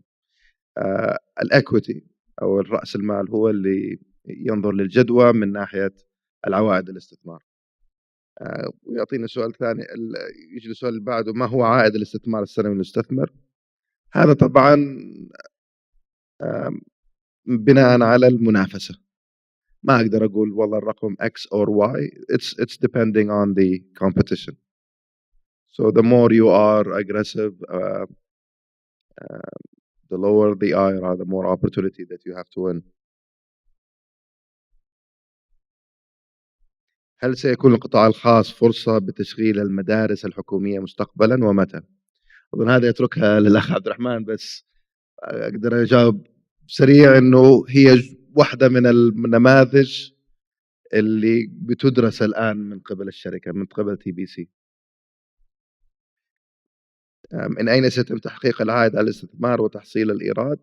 من جعل المباني جاهزة للاستخدام.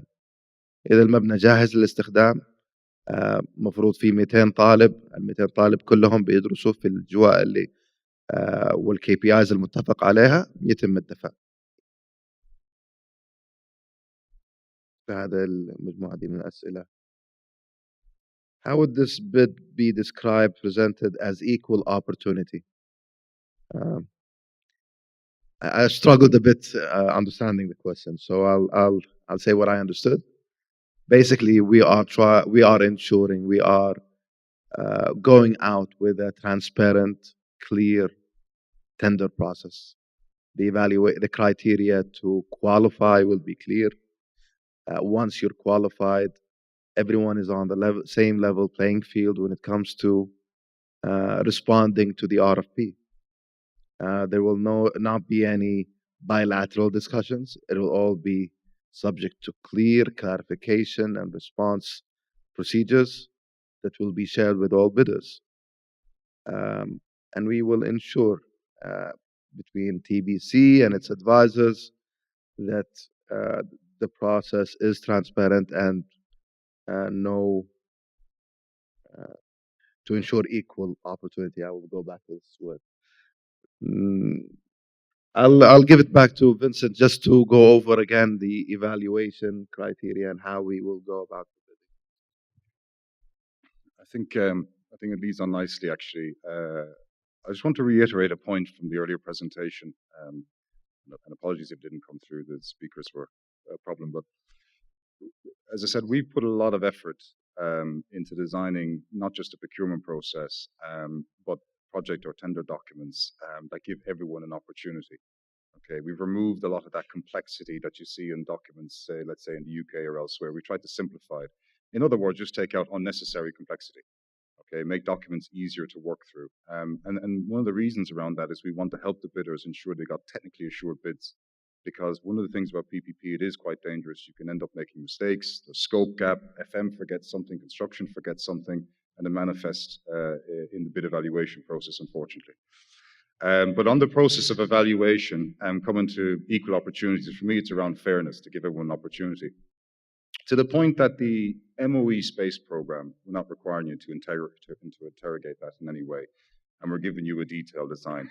A lot of the technical consideration that we'd expect you to bring to the table has in effect been removed.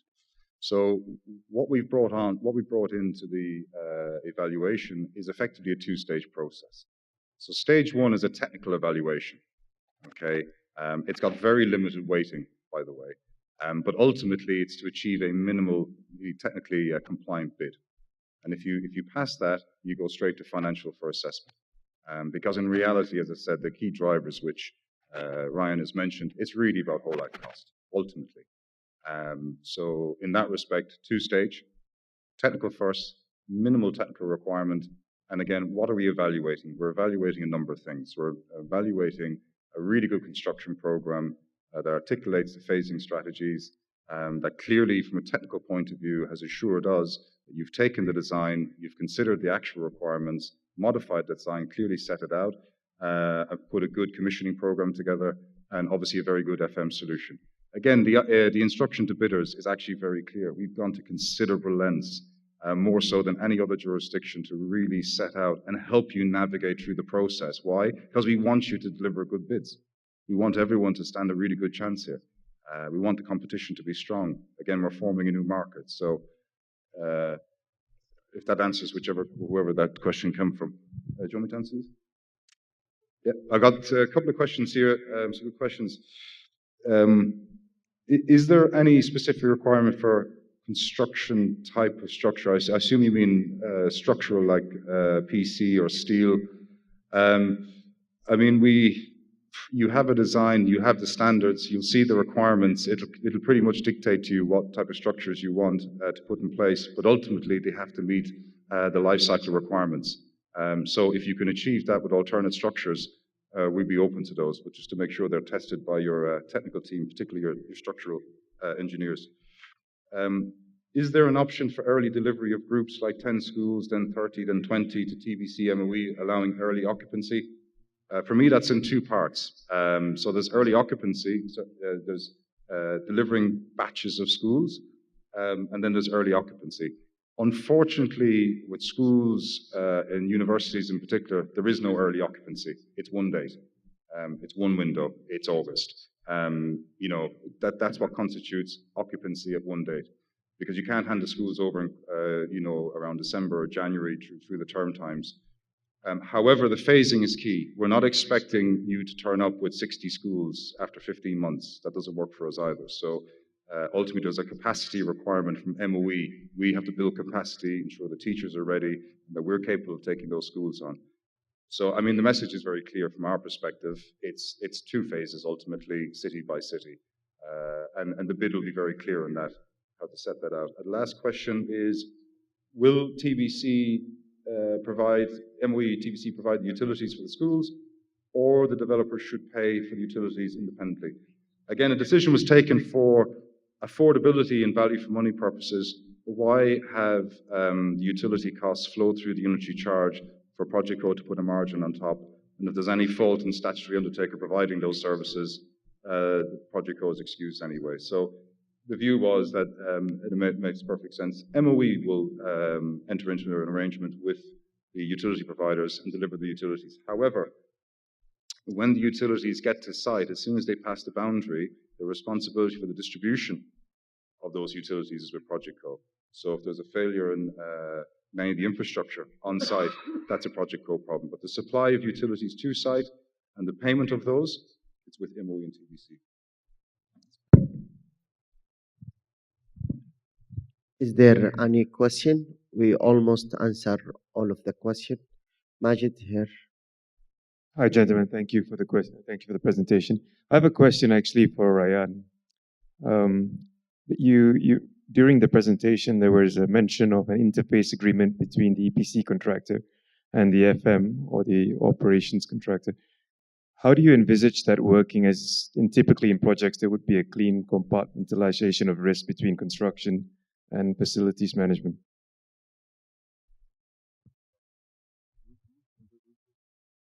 Look, I'll partially answer this question. I think there's two reasons for the interface agreement. So you have an integrated contract structure, and what happens is downstream, unless the EPC contractor is an investor, after a number of years they fall away, and Project Co and FM are left to run the facility. So typically what happens, if there's any defects which arise as a result of, let's say, negligence or on the contractor's part or the designer's part, you end up, FM has to countersue Project Co. So one of the purposes of having the interface agreement is to bind those two parties together. So if there's any problems, they can fight each other before it comes to Project Co. But for us, from a technical point of view, I think, if I've answered that, I think that from a technical point of view, what it does actually, and we've seen this in the past, particularly in early Pathfinder projects in other jurisdictions, FM is last at the table. You end up designing something that isn't operationally efficient or doesn't meet the life cycle requirements. And FM bring that technical assurance into the game. So by having an interface agreement, they're obliged to come to the table early, sit at the table, and review the requirements to make sure that they design and develop a technically assured and robust bid.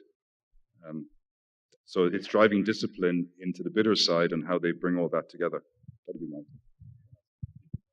Yeah, the only thing I would add to that is to say it's obviously in the interest of the project company to ensure that that interface is there. It's also in the interest of the project company's lenders, because anything that's bad for the project company. Increased risk obviously flows through to the lenders. Thank you very much. I have few questions. The first question, it's in Arabic, so I'll convert to Arabic. أمل الإجابة بالعربي: من هم الفئة المستهدفة هنا؟ الشركات التعليمية أم شركات المقاولات؟ وما هو التصنيف المطلوب؟ طبعا الهدف هنا المطورين والمقاولين. المطور طبعا هو المستهدف وبيكون مع التحالف المطلوب من ناحية الذراع الإنشائي اللي هو شركات المقاولات، والتصميم وإدارة المشروع والفاسيلتي مانجمنت، وهم المستهدفين أنهم يكونوا التحالفات المطلوبة للإيفاء بمتطلبات المشروع. متى سوف يتم طرح المشروع؟ اوريدي بدأ طرح المشروع بأول خطوة من خطوات المناقصة، وهي خطابات إبداء الرغبة بالانضمام للمشروع. هل ستكون مناقصات؟ نعم، هي مناقصات بس مختلفة في طريقة الطرح عن المشاريع الحكومية اللي هي جداول كميات أو كذا. لا، هي بطريقة الشراكة مع القطاع الخاص. فالمطور أو المستهدف يجب عليه مراجعة جميع المواصفات وإعداد العرض الفني المطلوب لاستيفاء متطلبات المشروع. طيب خلينا نخلص اللي بالعربي. طيب، خارج نطاق هذا المشروع هل هناك خطط لتأجير المباني الجاهزة للقطاع الخاص وتشغيل الأكاديمي ومتى؟ يعني يمكن هذا المشروع هذا خارج نطاق المشروع، وهو عبارة عن طبعا الشركة تعمل اليوم على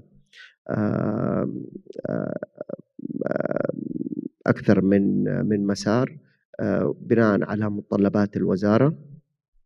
فيعتمد على متطلبات الوزارة مثلا في التعليم الأهلي، ما هو عندهم هدف لتحقيق أو رفع نسبة مشاركة القطاع الخاص، وبناء على ذلك يوجد أكثر من برنامج في هذا الخصوص. طيب، legal is the VRO Vision Realization Office involved in the procurement procedure?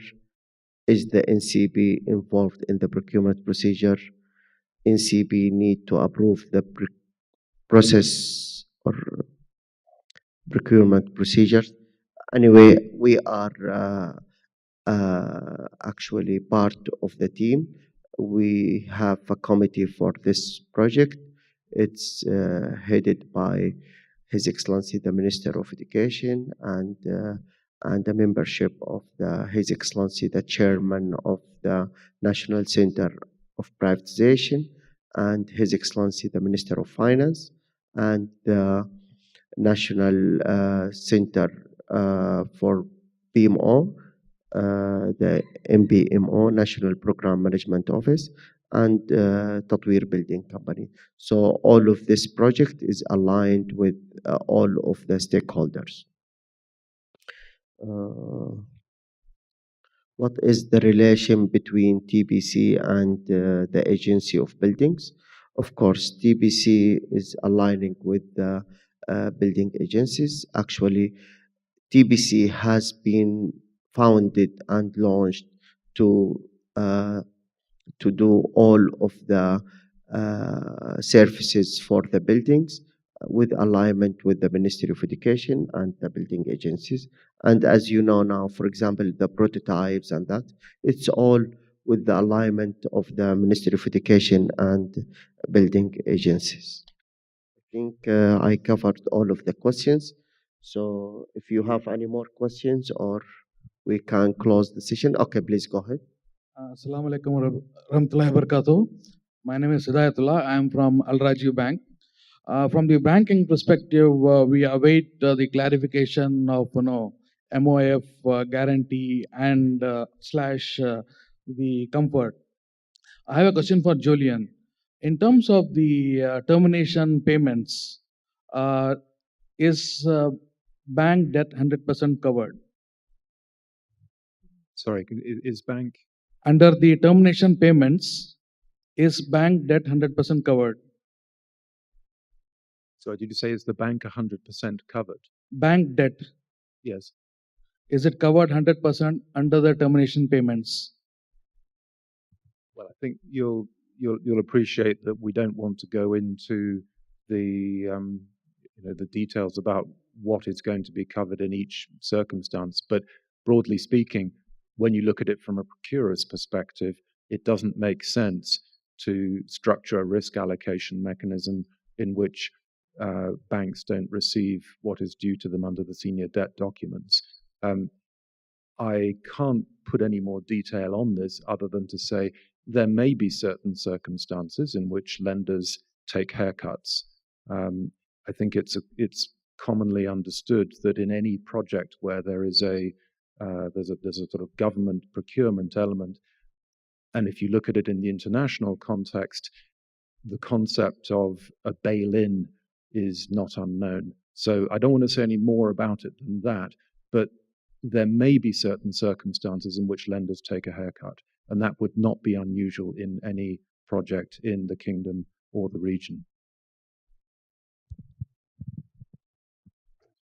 I'll just follow up on this one, Hidayat. The key principle that we have is this is a civil works project. It's on government land. So in all cases, if there is a termination scenario, whatever the circumstance, there is a value for that asset. Now, depending on the circumstance, depending on the value of the asset, there is always a payout for the lenders. That's the level of which, again, I cannot go beyond what Julian has said. But this is the comfort that I wanted to give. That there's always a payout because this is civil works, fixed asset on a government land. I've got a couple of questions here. I'll start with the first one. Investors have to bid the whole 60 schools all at once. Are you going to award all 60 schools to one investor, or are you going to divide it into packages? Just following on from what Ryan said, it's 60 schools in one package. And I think Abdurrahman has probably alluded to the fact that there's a significant program here. There's going to be multiple waves across the kingdom. This is just one of many. So the answer to that question is yes, all 60 schools to one consortium. Second one is similar. Is there a maximum number of schools an investor has to quote for? Yes, it's 60. We will not require any kind of variant bids, or it has to be a compliant bid. A compliant bid constitutes 60 schools. Does the design structure suit the 60 land plots regarding the type of soil? It's a very good question. As part of the de-risking process, and again, I think just down to the fact that we're working with TBC, so all the plots have been selected. Site adaptation work is ongoing. Geotechnical topographical surveys have been done to the point where we can put an initial building permit submission into the municipality. So if that answers your question, yes. So the building types will be adapted to suit the plot and consideration given the soil type based on the geotechnical topographical surveys. All of which, by the way, will be part of disclosed data. So along with the design, you'll have 60 geotech topographical surveys, obviously all the details of the plots themselves and so on and so forth. Just have a couple of questions here. بالعربي وحترجم بالانجليزي انه بعضها مهم. هل سعر سيكون لكل مدرسة جاهزة ام سيتم الدفع حسب عدد الفصول المستخدمة على اساس نسبة التشغيل؟ لا، حيكون على حسب اول شيء التشغيل من عدمه هذا مسؤولية وزارة التعليم. فاذا كانت المدرسة جاهزة والفصول جاهزة ما في سبب انه يمنع الوزارة من انها تدفع قيمة الاستحقاق اليونتري تشارج. في حال تم استغلال المدرسة بتأجيرها على طرف ثالث خارج أوقات الدوام المدرسي، هل سيتم خصم القيمة من الدفعات؟ الحين هذا الجزء من المشروع اللي حاولنا نوجد قيمة فيها للمستثمرين إنهم يشوفوا عوائد أعلى وإنهم يستخدموا المبنى بطريقة أفضل خارج أوقات الدوام. فهذه عوائد مالية إن شاء الله للمستثمر لا ما راح تخصم من الدفعات. So this is in relation, I'll translate this one. This is in relation to the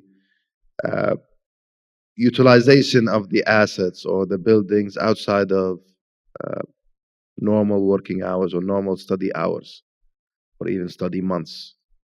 And that is allowed, and it will go to the developer.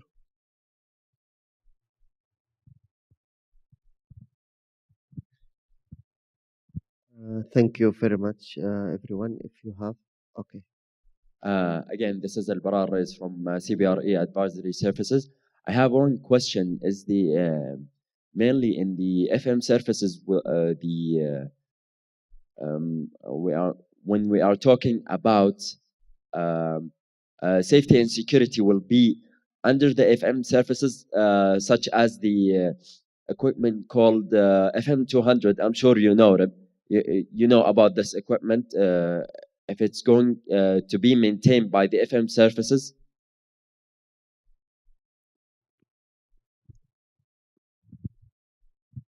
So thankfully, there's more than one person in ACOM, and I'd have to say there's a bigger team of us on this project, and we do have an FM expert. So in terms of the nature of the equipment, I understand what you're saying. But on the security side, it's split in two. Okay, so the MOE will deploy security during school core hours. So for example, at 7 a.m. when school starts, the security will be provided by the MOE security guard and their team. And then at the end of the core period, so at the end of school period, basically building security will be provided by FM. The best way to probably answer this, all equipment in the school facility, save for ICT equipment itself, is to be maintained by the FM provider.